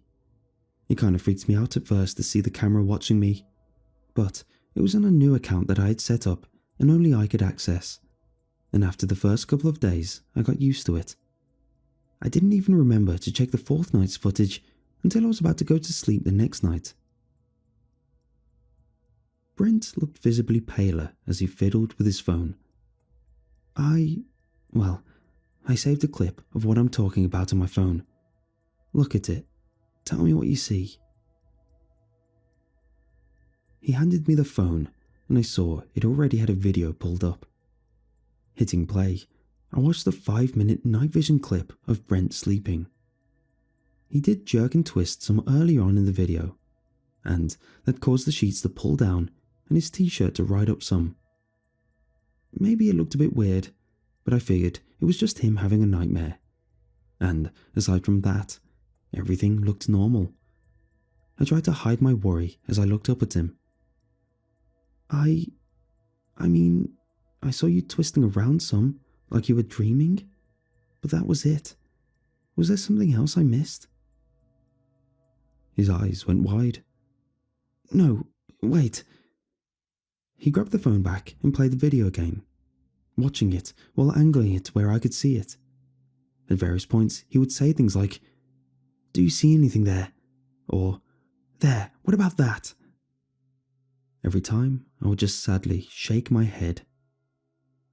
I could tell he was getting more agitated, but his voice was even when he put the phone down. Okay, well, that's not good. He was lost in thought, pulling at his lip the way he always had when he was nervous or upset. After a moment, he looked back to me. Look, I'm starting to think, maybe I really am just crazy. What I see when I watch that video, it's a lot different, and that's just one example. I frowned. What do you mean? He grimaced as he put the phone back in his pocket. I mean, I've been recording myself sleeping for 3 weeks, and every 4th night, something happens. Or at least, I think something happens. When I've watched the videos, I see things that, well... I could see the fear on his face at the memory, imagined or not. The video I showed you was from the first time, and it's still the longest and clearest one I've got. So, if it's not really there... He shook his head slightly. But there's also the clothes. The clothes you've been missing? He nodded, his eyes lighting up again, if only a little.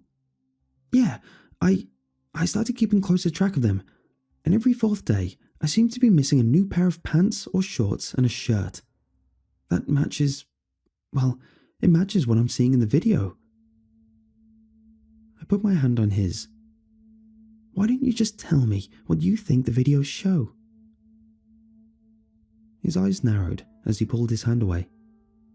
Because I don't want to be humoured or patronised. Not that I think you'd do that to me, but still, I need you to see it on your own or not. I have to know if it's real or I'm crazy. But how? Other than the video, how? He gave a slight laugh. I need you to watch me sleep. Because tonight, is the fourth night. Brent had armed me with a baseball bat before going to bed.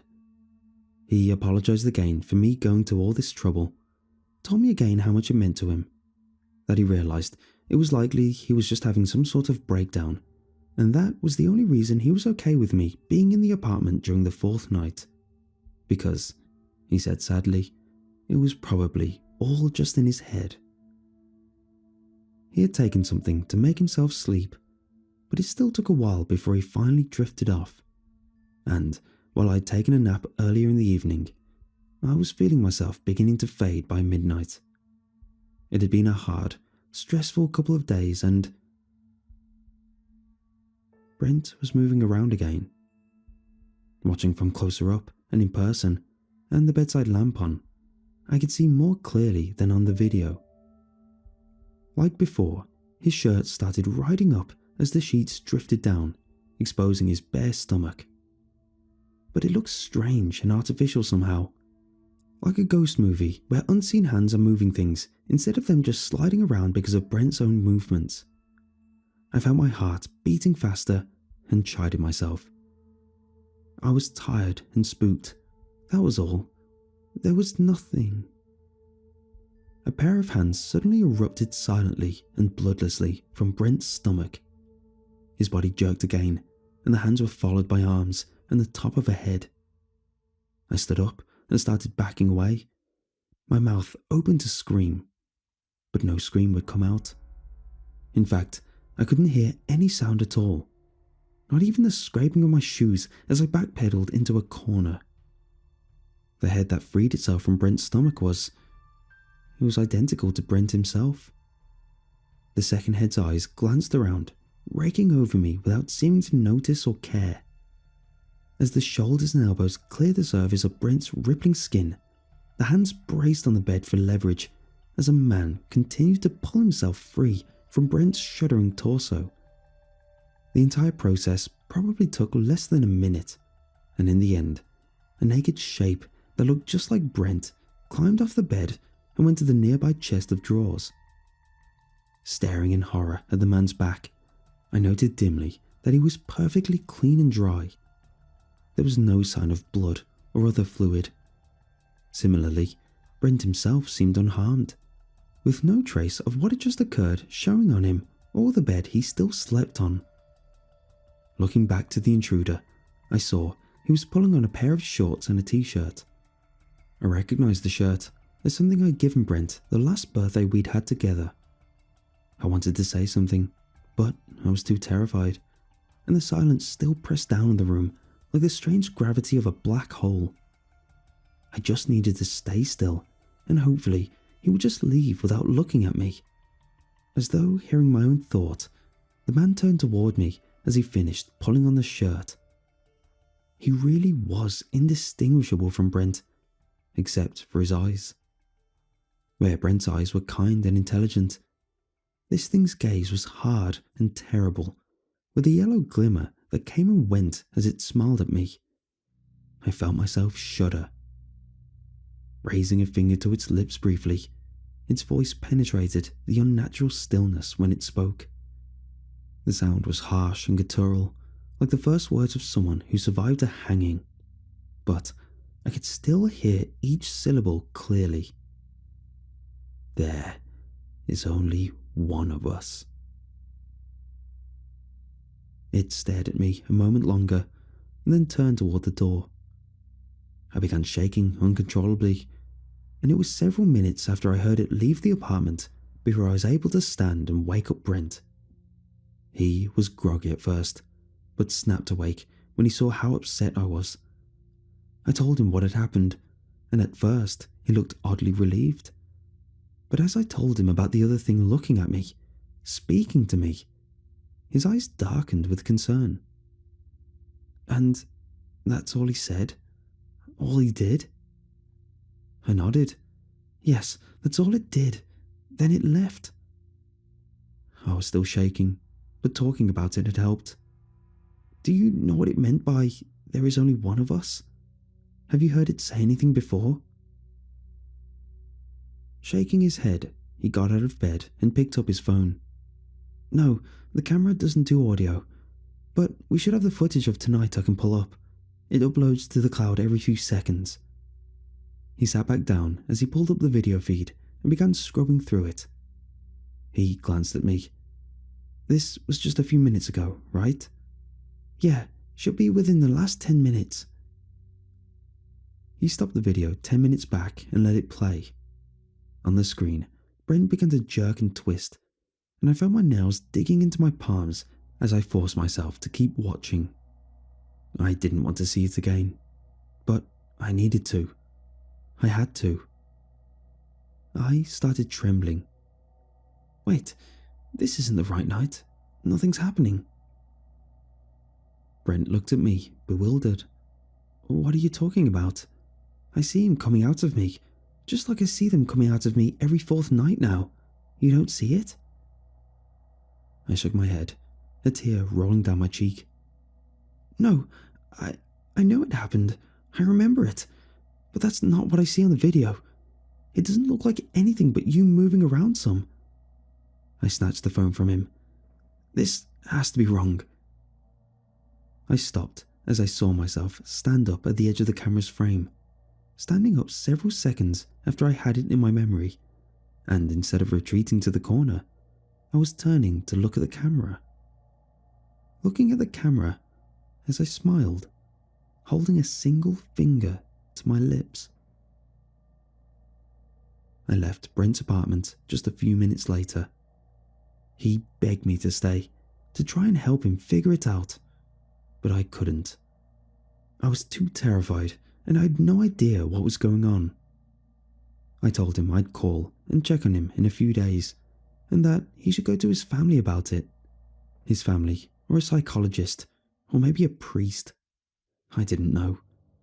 All I knew was that I wasn't able to help him, and I had to get away from there. That was 5 nights ago. Since then, I've had trouble sleeping, trouble concentrating, trouble doing much of anything other than feel guilty and scared. A part of my mind keeps suggesting I imagine things, or maybe he was into drugs and it slipped me some. But I know that part of me is a liar. I know what I saw, even if I don't know what it means. Tonight, I finally took a sleeping pill. My thought was I could sort through things, cope with everything better, if I wasn't teetering on the edge of exhaustion all the time. I just needed 10 to 12 hours of sleep, and things would be better. I had been out for about 4 hours when I suddenly jerked awake. I'd heard something, or felt something. I looked around in the dark of my bedroom, blood pounding in my ears as I looked into the shadows for any sign of danger or disturbance. I didn't see anything, but that meant very little. Breath coming in quick gasps, I leaned over and turned the light on my nightstand. As I did so, I looked around again. No. My eyes had fallen on my closet. I always kept the door shut, but it was open now. The light from the lamp didn't penetrate far into it, but it was enough for me to see a pair of my jeans lying on the floor just inside the closet. No. I started easing up in bed, trying to get into a position where I could try to make it out if something came at me from the closet. It was a near thing, as I had to make it past the open door to make it out of the bedroom. That's when I heard something. A stealthy, scraping sound. But not from the closet. It was coming from underneath my bed. I almost ran then, but that same small voice came back to me, told me I was driving myself crazy, running from the shadows, letting whatever delusions Brent had infected me with somehow. I needed to be better than that, stronger and braver than that. Confront what I was afraid of and see that, just like the video, nothing was actually there. Biting my lip, I grabbed my phone and turned on the flashlight app. I gripped the bed tightly as I slowly leaned over, my body tense as more of the floor underneath my bed came into view. There were a pair of my shoes, an old book I was reading, and further back, I saw twin yellow sparks glittering softly in the dark. Turning my phone, I saw myself, or something that looked like me, staring unblinkingly into the light before shifting its gaze to my own. Naked and grinning, it began slowly inching towards me as I realized that I couldn't move, couldn't scream, couldn't hear anything as it scrambled and clawed to within a few inches of my downturned face. Until it spoke. Its breath was spice and strange, but aside from that and the occasional flicker of light from its eyes, it had been like looking into a strange, upside-down mirror, until I heard its voice. It sounded different than the thing at Brent's, more feminine, though still very hoarse, like a hanging victim or someone speaking for the first time. There is only one of us. Leaning forward, it planted a searing kiss on my forehead before bringing a finger to its lips. I dreaded it touching me again, but it didn't. Instead, it slid soundlessly past, and I watched under the bed as it headed to the closet to finish getting dressed. Once that was done, it padded silently out of the house and into the moonless night.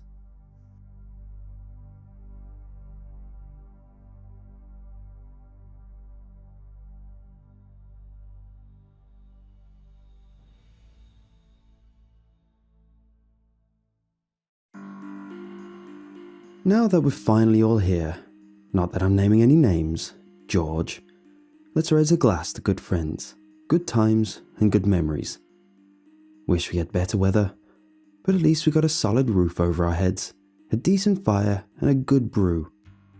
I don't want to be out in the bush tonight, not with what might be roaming around in that storm. Oh, don't give me that look, Jerry. We've all seen things. If John or J&Q Public knew half of what we do, they'd crap their collective pants. Don't shake your heads at me. You know I'm right. For instance, they've closed the park. Well, you know where. What's the excuse? Military maneuvers? Don't make me laugh. Come on, Jackie. You're in the forces. Do you guys ever go on maneuvers in the national parks? Damn right. Search and rescue, sure. And trust me, we're damn glad to have you guys when you show up. You've saved many a life. But maneuvers when there's hundreds of thousands of miles of government land available? Yeah, right. Tell me another. What do I think? Well, I have an idea. I hope to God I'm wrong. But if I'm not, I hope to Christ they close it off in time. You want to know? Well, I can tell you. Because I know you all have stories of your own. Plus, it's not as if you'll run off and tell. Not like anyone will believe you even if you did. But I swear, before Almighty God, it's the absolute truth. I wish it weren't.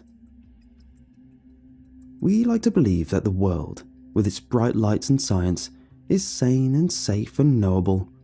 But it's not. Far from it.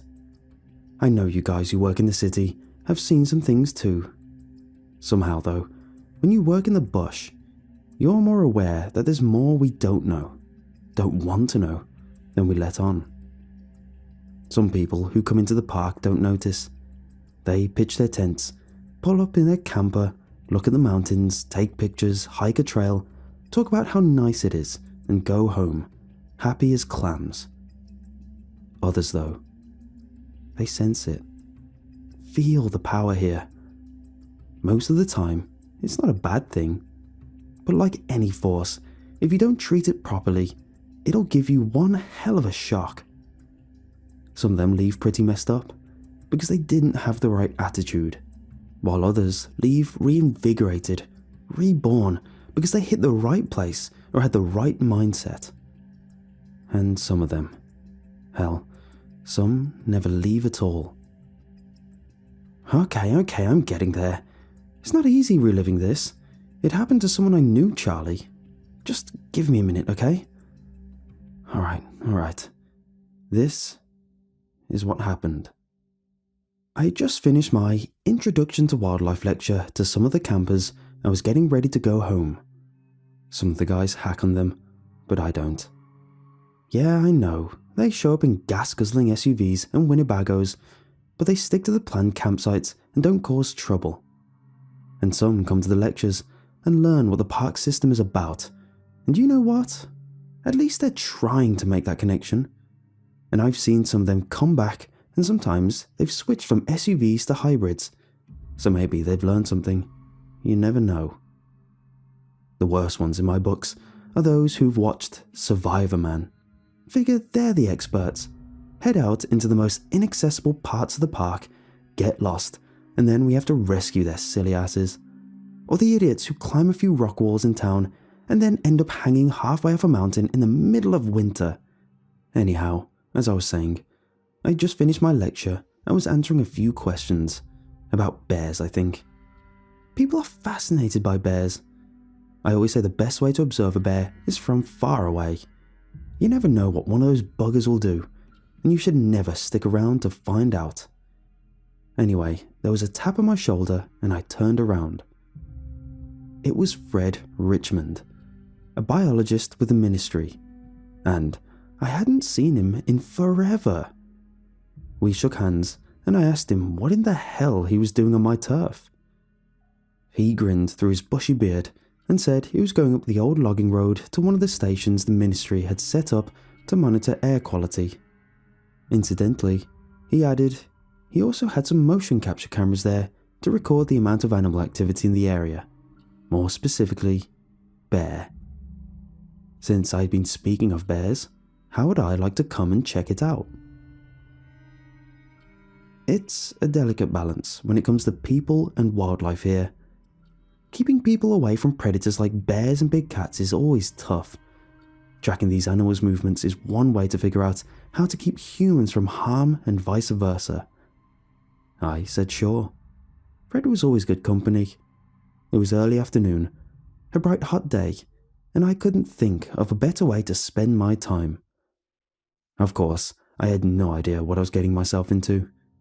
If I had, I would have said no goddamn way and dragged Fred out of the park. Hell, I would have kidnapped him. I wish to Christ I had. Unaware of what was waiting for us, I said yes instead. My shift was over, my time was my own, and I couldn't think of a better way to spend the rest of the day. If only I had known. I didn't. Instead, I headed over to his little 4x4, only to be stopped by my boss, Jack, who wanted to know where the hell I thought I was going. I pointed out I was off shift, and Fred invited me up to the ministry station. To my surprise, he didn't moan. You remember Jack? He used to moan about everything. Instead, he said, "Great, there's been some strange reports from that area, so you can check it out." Strange activity, I asked? What are you talking about? And, more importantly, does this mean I'm still on the clock? As in overtime? Sure, Jack said. When I'm king of the world. Just check it out, will you? I noticed he avoided answering my first question, but I decided not to push it. With Jack, he never quite knew what would set him off, and I figured hell, it can't be too bad. He hadn't given me a dart gun or any kind of warning, and although Jack could be a sour old so-and-so, he would never knowingly send anyone into a dangerous situation. I figured it's probably okay, and having Jack owe me a favour might come in handy. Here, he said, handing me a walkie-talkie. Keep in touch. You know, by giving me that radio, that sour son of a gun probably saved my life. But then, I just looked at him. Seriously? He shrugged. Probably nothing, he said, but there have been some strange stories, if you can believe the tourists. Animals leaving the area, strange lights, that sort of thing. Tourists? Fred laughed in his beard. They telling you they're seeing little green men, Jack?" He laughed again. Fred didn't have a high opinion of tourists, but if you had to save one from a 1,000-pound grizzly, you might not either. Idiot was from Japan and thought all bears were teddy bears and was trying to hand-feed the damn thing. Fred saved him from losing his hand. Hell, his whole damn arm to the Kodiak, who hadn't been told that it was bad manners to eat the visitors. But it left Fred with a low opinion of their intelligence. The tourists, not the bears. I told Fred to mind his manners, climbed into his jeep, and we started off. Driving through the campground, Fred amused himself by offering colour commentary on the visitors. We passed by one Winnebago the size of a small hotel, and Fred wondered why they bothered coming to the park. I shrugged and pointed out that those sweet tourist dollars paid our salaries, so he shouldn't complain too loudly, at least not loud enough to be heard. We spent the next few minutes in a good-natured argument, ultimately agreeing to disagree when we reached the turnoff to the ancient logging road which wound its way up the mountainside. I got out and unlocked the gate blocking the entrance. Generally, it was forbidden to vehicular traffic, although park staff did sometimes use it. Also, some visitors to the park used it as a hiking trail. Fred drove through and waited while I closed and locked the gate behind us. Then I got back in, and off we went, jouncing along the rutted, winding road. We kept conversation to a minimum as we roared along. The road was full of potholes, and the shocks from the Jeep were not enough to shield us from the eye-watering, teeth-rattling bounces. At one point, I remember Fred muttering that the park had charged admission and run the road as a thrill ride. He wasn't wrong. Between the potholes, the sharp curves, and the steep hills, it was like riding a roller coaster, albeit one that seemed to be shedding nuts and bolts at an alarming rate. Gravel flew up around the tires, and dust hung heavy in the air. It hadn't rained for a week, so the air was hot and dry, and the woods crowding us were sharp and parched. The fire risk was medium, but if it didn't rain soon, it would quickly spike to high. We rounded a curve and nearly ran over 3 hikers. They were pretty, blonde German girls in their mid-20s. For once, Fred was not complaining about tourists running amok in the park. Instead, he was all gallantry and offered them a lift. It was a hot day, and we were headed in the same direction, and the park service was there to help. We had to shift some of Fred's scientific gear onto the floor to make room, but it was okay. We continued along, and the presence of Angela, Helga, and Inga made things much more pleasant. Fred stopped driving like a damn maniac, so that the Jeep was no longer hitting every pothole and washout in creation, and we were chatting about the park. It was lucky that Fred had slowed down, because I shudder to think what would have happened if we'd been roaring along at his usual speed. We came around one of those blind corners and nearly ran headlong into a felled pine that completely blocked the road. Fred hit the brakes and the Jeep went into a heart-stopping spin, eventually coming to a stop about 6 inches parallel to it. We sat in stunned silence until our hearts stopped trying to climb out of our chests. Then Fred cursed and very slowly put the Jeep in reverse, did a 180 until it was facing the tree. We got out to examine it. It was a large, mature pine with a waist-high trunk. The lack of dust in the air told us it hadn't fallen recently. Otherwise, there was no way to tell how long it had been lying there. Hours, days, or weeks. I saw it was healthy. Sometimes an old, dead tree would be knocked down by a bear or elk as they scratched themselves. But this tree was too big and strong, nor did a beaver bring it down. The longer I looked, the less I liked it. It looked like deliberate vandalism. Although, why would anyone do so out here was a mystery. Nevertheless, it gave me a bad feeling, seeing it laying so deliberately across the road. I went back to the Jeep, picked up the walkie, called the main station. There was heavy static, and I was having trouble getting through. I nearly gave up. but something told me to keep trying. Feeling a bit of a fool, I climbed onto the Jeep's roof, extending the walkie's antenna. That did the trick. I got through, but the signal was faint. I described the situation, location, and requested a cleanup crew. I also insisted that they make it priority. There was some grumbling at the other end, but I knew things were quiet, and this feeling of wrongness persisted, so I was adamant. I didn't end transmission until I knew they were on their way. Fred was frowning at me. I asked what his problem was. He said he didn't want to waste time waiting. Somewhat sarcastically, I asked him what he wanted to do. Walk? To my surprise, he said yes.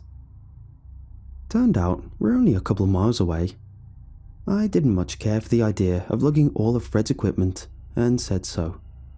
He pointed out that the cleanup guys could drive the Jeep to the shack once they cleared the road.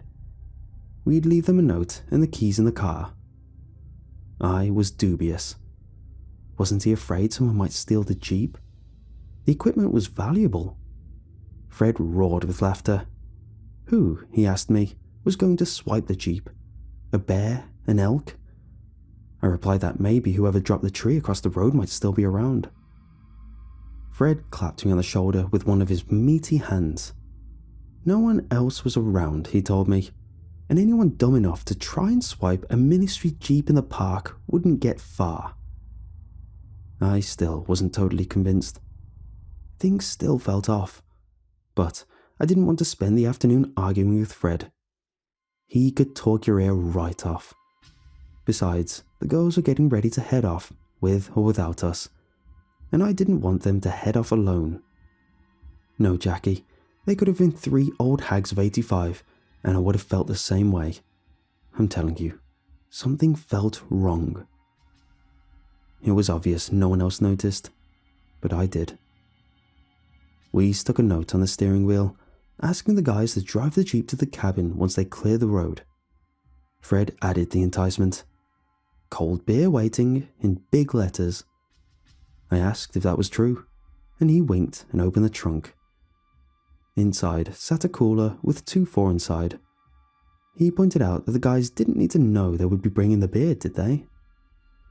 He took out cans for everyone, noting that hiking could be thirsty work, and after he closed and locked the trunk, we started out. We clambered over the tree's trunk without too much difficulty and started up the road, setting a steady, even pace. And now I noticed the silence. While riding in the car, the sound of the engine and the chatter of conversation had been predominant. But as we were walking up the steady incline, all I could hear was my own breathing and the steady shuffle of our footfalls through the gravel. I asked Fred if he noticed.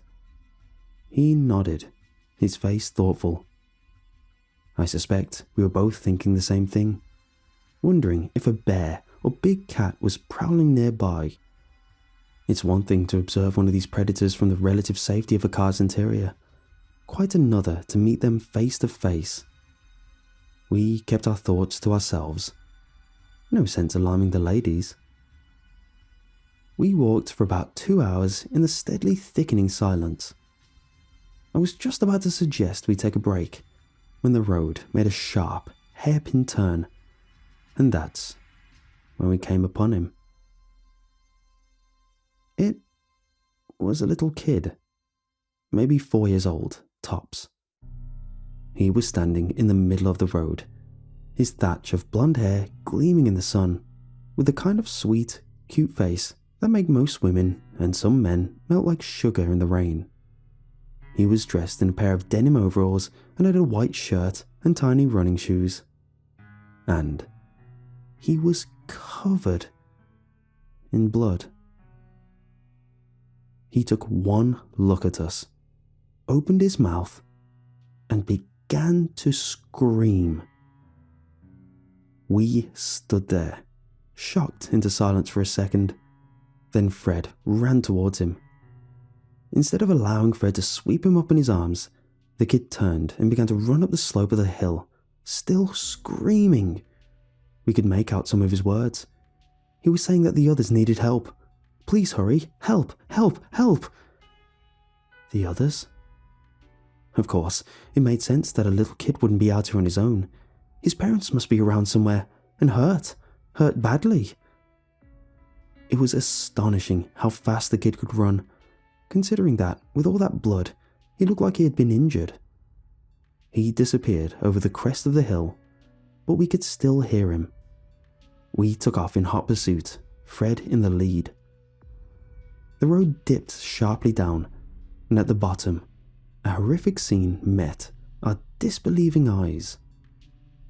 The kid was running towards a tipped-over school bus. We could see the faces of the other little kids pressed up against the glass and hear faint screams. Smoke and flames were rising from the engine block. The whole thing might go up at any minute. The door was jammed shut. The kids were trapped. The blonde kid stopped about 5 feet away from the bus. He turned, crying, begging us for help. Fred continued to run towards him, yelling assurances as he did. And I stopped. How in the hell had the kid gotten out of that bus? The door was jammed shut. So were all the windows. I put an arm out and stopped Angela. She turned on me, snarling. Was I crazy? The little boy needed help. The children needed help.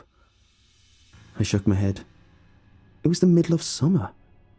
What the hell was a school bus doing out here? Helga and Inga had also stopped. They were torn, wanting to help the children, but also automatically reacting to my authority. It's funny what power a badge, even a park ranger's badge, will give you. Helga suggested that maybe it was a Boy Scout troop. I shook my head. We had no notice of any Boy Scout outings in the park. By now, there was a hard lump in my stomach. Something very bad was happening here, and it wasn't the overturned bus. I was sure of that. Angela was furious. It didn't matter. They were children who needed help. I yelled at Fred to stop. Surprised, he did and turned to me. What the hell was my problem? These kids were in trouble, and he headed towards them again. I shouted again, and that's when it happened. The whole scene wavered like a bad television signal, and the little blonde kid's face disappeared. It became a blank, pale oval under that mop of hair. Even though there was no longer a mouth present, the screams and cries continued, joined now by those of the 3 women with me. Fred skidded to a stop. I couldn't see his face, but I could hear him. He too was screaming. The area around the bus began to pulse. That's the best way I can describe it. And with each pulse, there was a horrible sound, a great obscene breathing, in and out.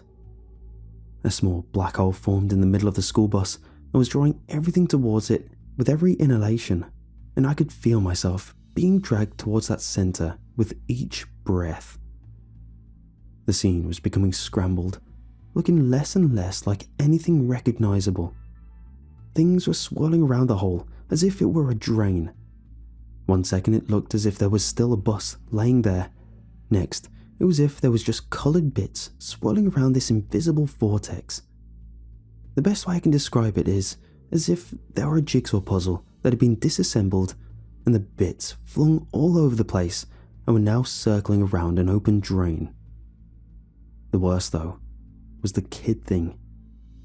It still stood in front of the whirling mass in its denim overall and the horrible blank oval where a face should have been, holding its hand out in an obscene parody of begging for help.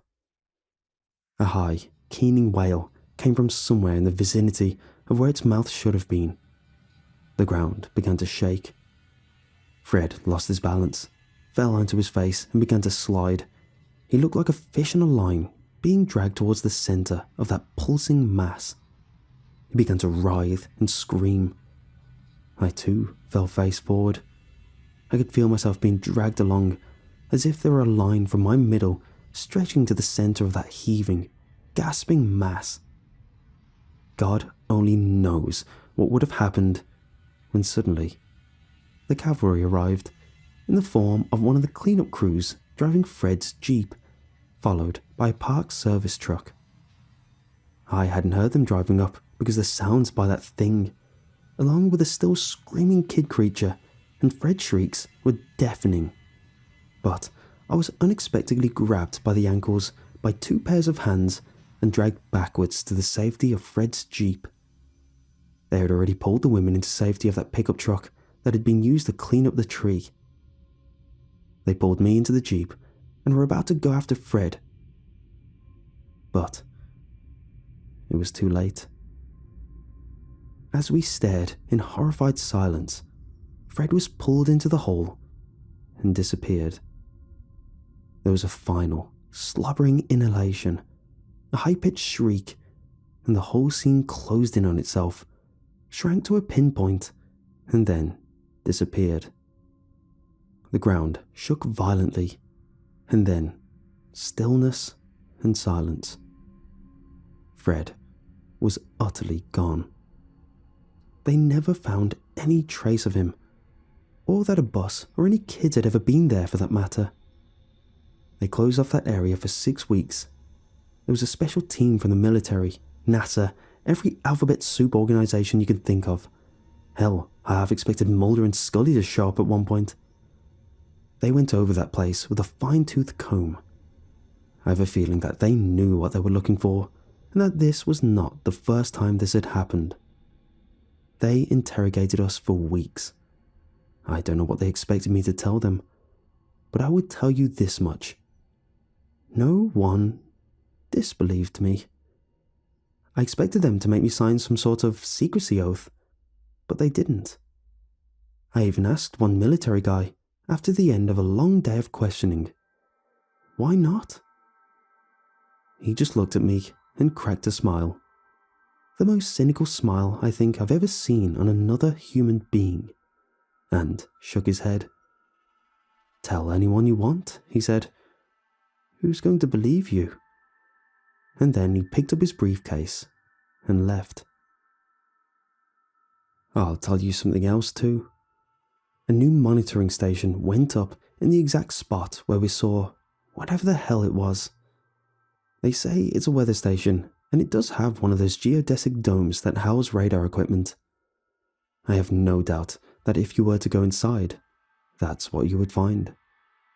And I'm willing to bet you'll find all kinds of other gear too. Equipment made for tracking other things maybe for stuff that is out of this world. I know this much. When you start getting reports of strange animal behavior and odd lights, and then they close off part of the park, do yourself a favor. Don't go exploring. Not unless you want to run into that kid that's not a kid, or end up wherever Fred did.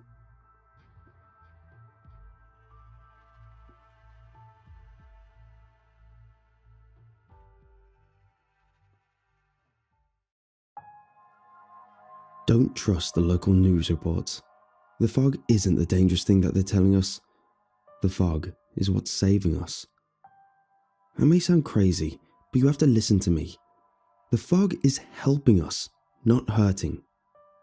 When the fog first rolled in, it seemed like the typical Washington state fog that we all have to deal with. Annoying, but just another part of life, especially in my small town.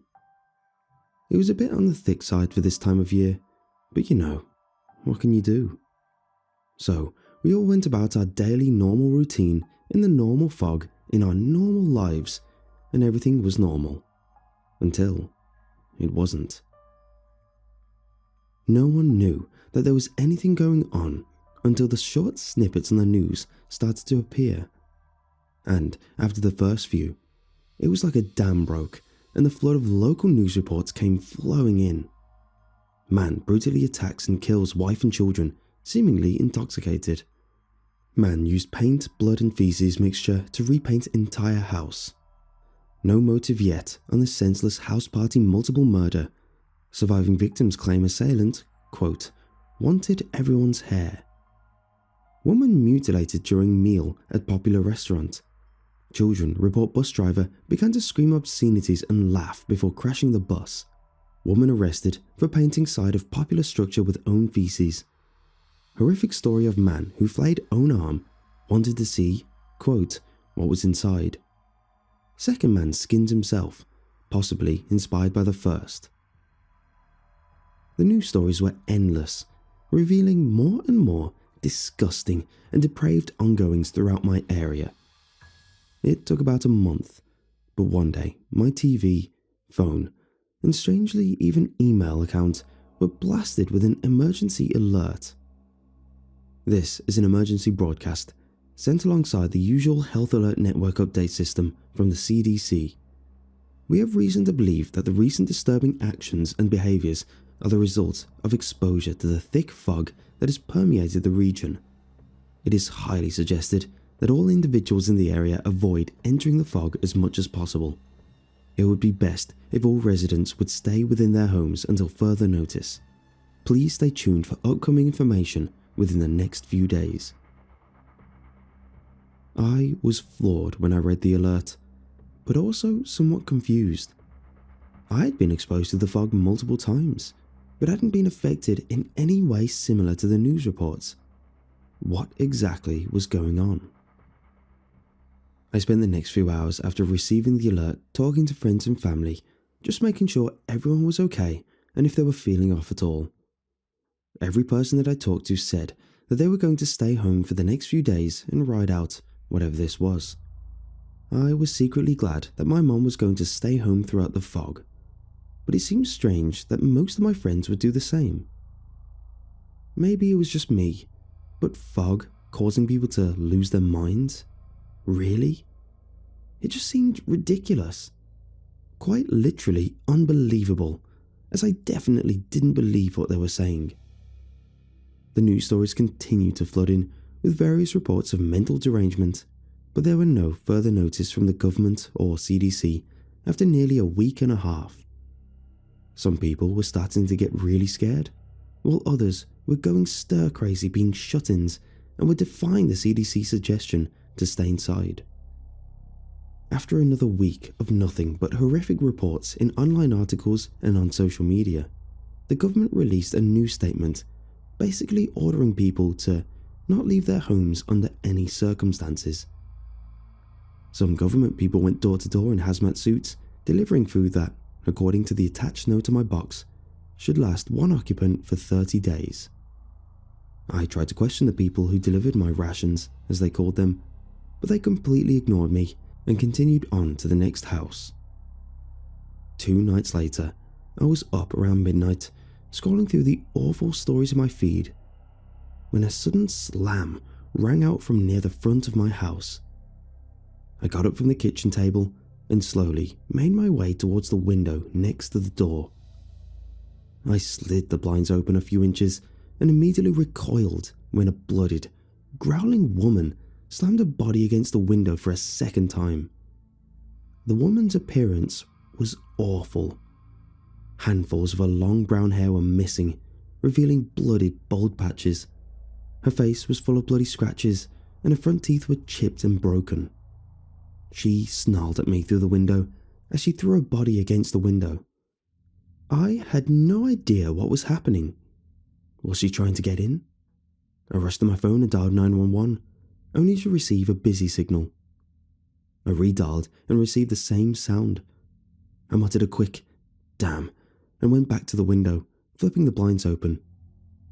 "What are you doing?" I yelled through the glass as I made eye contact with her. The woman grunted and snarled, looking around wildly before thrusting herself into my window again. I couldn't let her break the glass, and I was fairly certain that I could defend myself if she attacked me, so I slowly opened the front door and peeked out. "Lady, what the hell are you trying to do?" I asked loudly. She let out a throaty groan sound as she turned her gaze towards me and began to take a few steps in my direction. "Look, lady, I'm in no mood for any of this, and you need to go." She ignored my words and continued, walking towards me while reaching up and grabbing a fistful of her hair. It seemed like almost a nervous gesture until she began pulling hard, and I'll never forget the awful wet ripping sound as her arm fell to her side, still holding the handful of hair. "Don't come any closer, I don't want to hurt you," I yelled out as loudly and powerful as I could, even though at this point I was scared witless. The woman froze in her tracks, then, without a word, spun on her heel and ran down the street, towards the thick, growing fog. I felt awful. "Wait," I yelled and ran after her. This woman obviously needed help.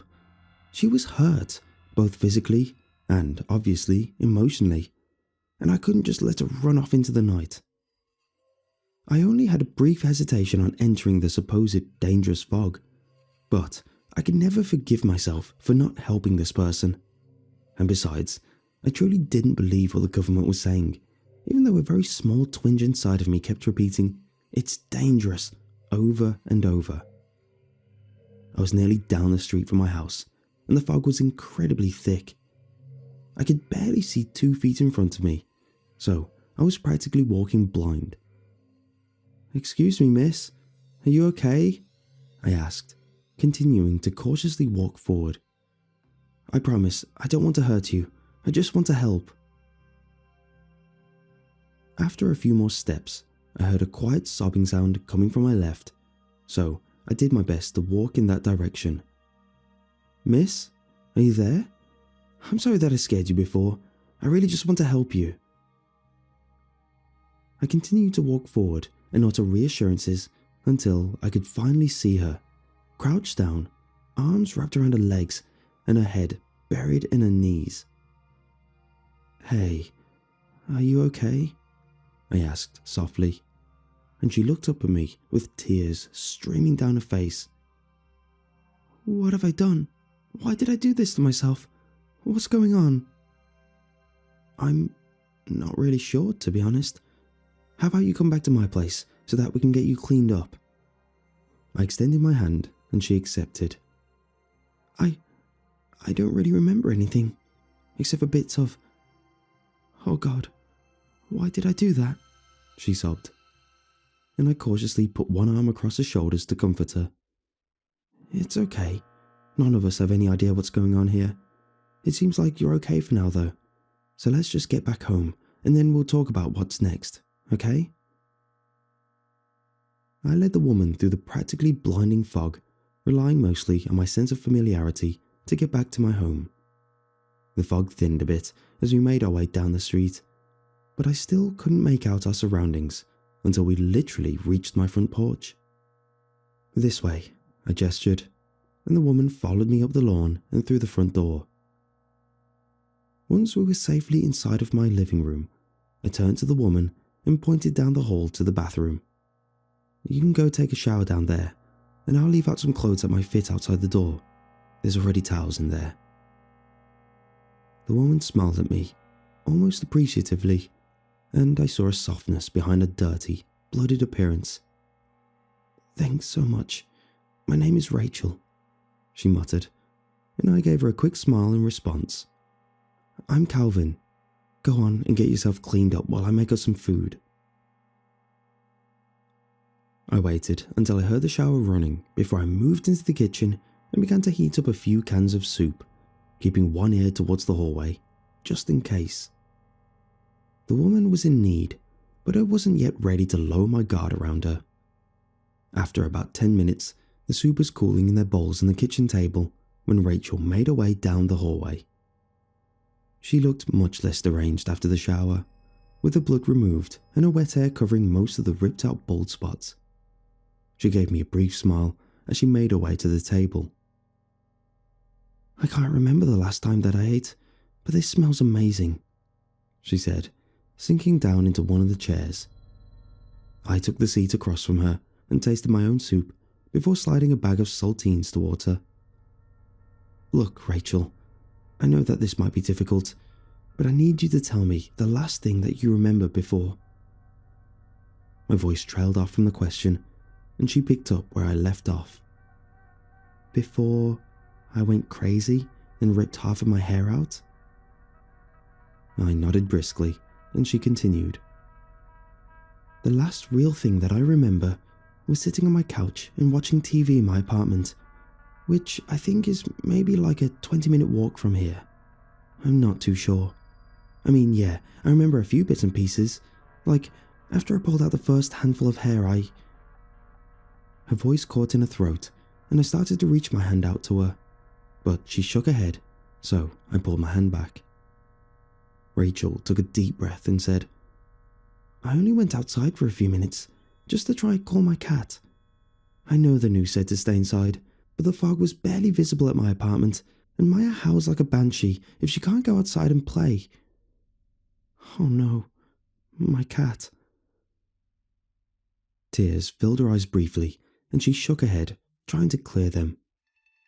I'm sure your cat is okay, I tried to reassure her. The news hasn't suggested anything about animals being affected by whatever this is. I know, I just feel so helpless. I mean, look at me. Look at my hair. Look at my face. Why did I do this to myself? What happened to my teeth? She began to almost hyperventilate, and I rose from my chair and quickly wrapped her in my arms. It's okay, Rachel. It's really okay. None of us have any idea what's going on. It's going to be okay. We're safe here. I wish that I had more words to comfort her, but I was at a complete loss.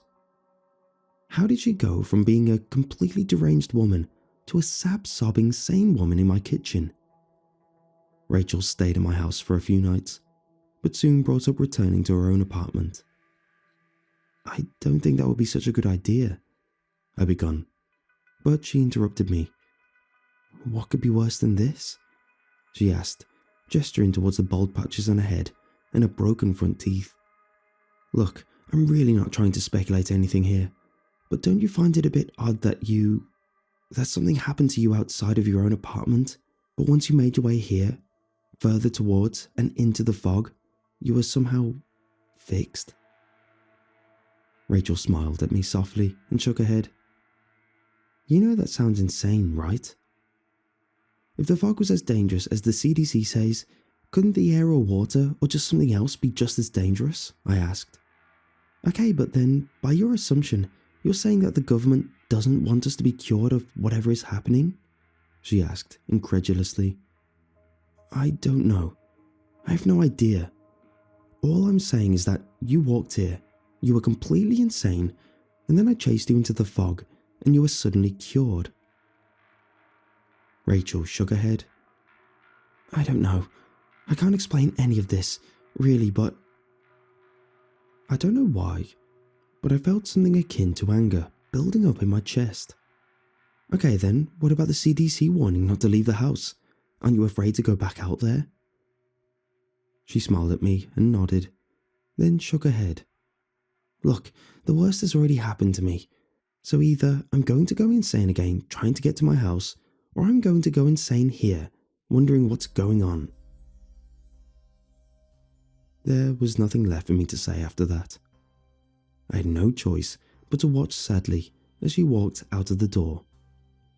Less than 2 hours after she left, I heard tires squealing onto the pavement outside of my house, followed by car doors slamming and shouting. Drift team right, Kale team left, go, I was able to make out as I crept to my window.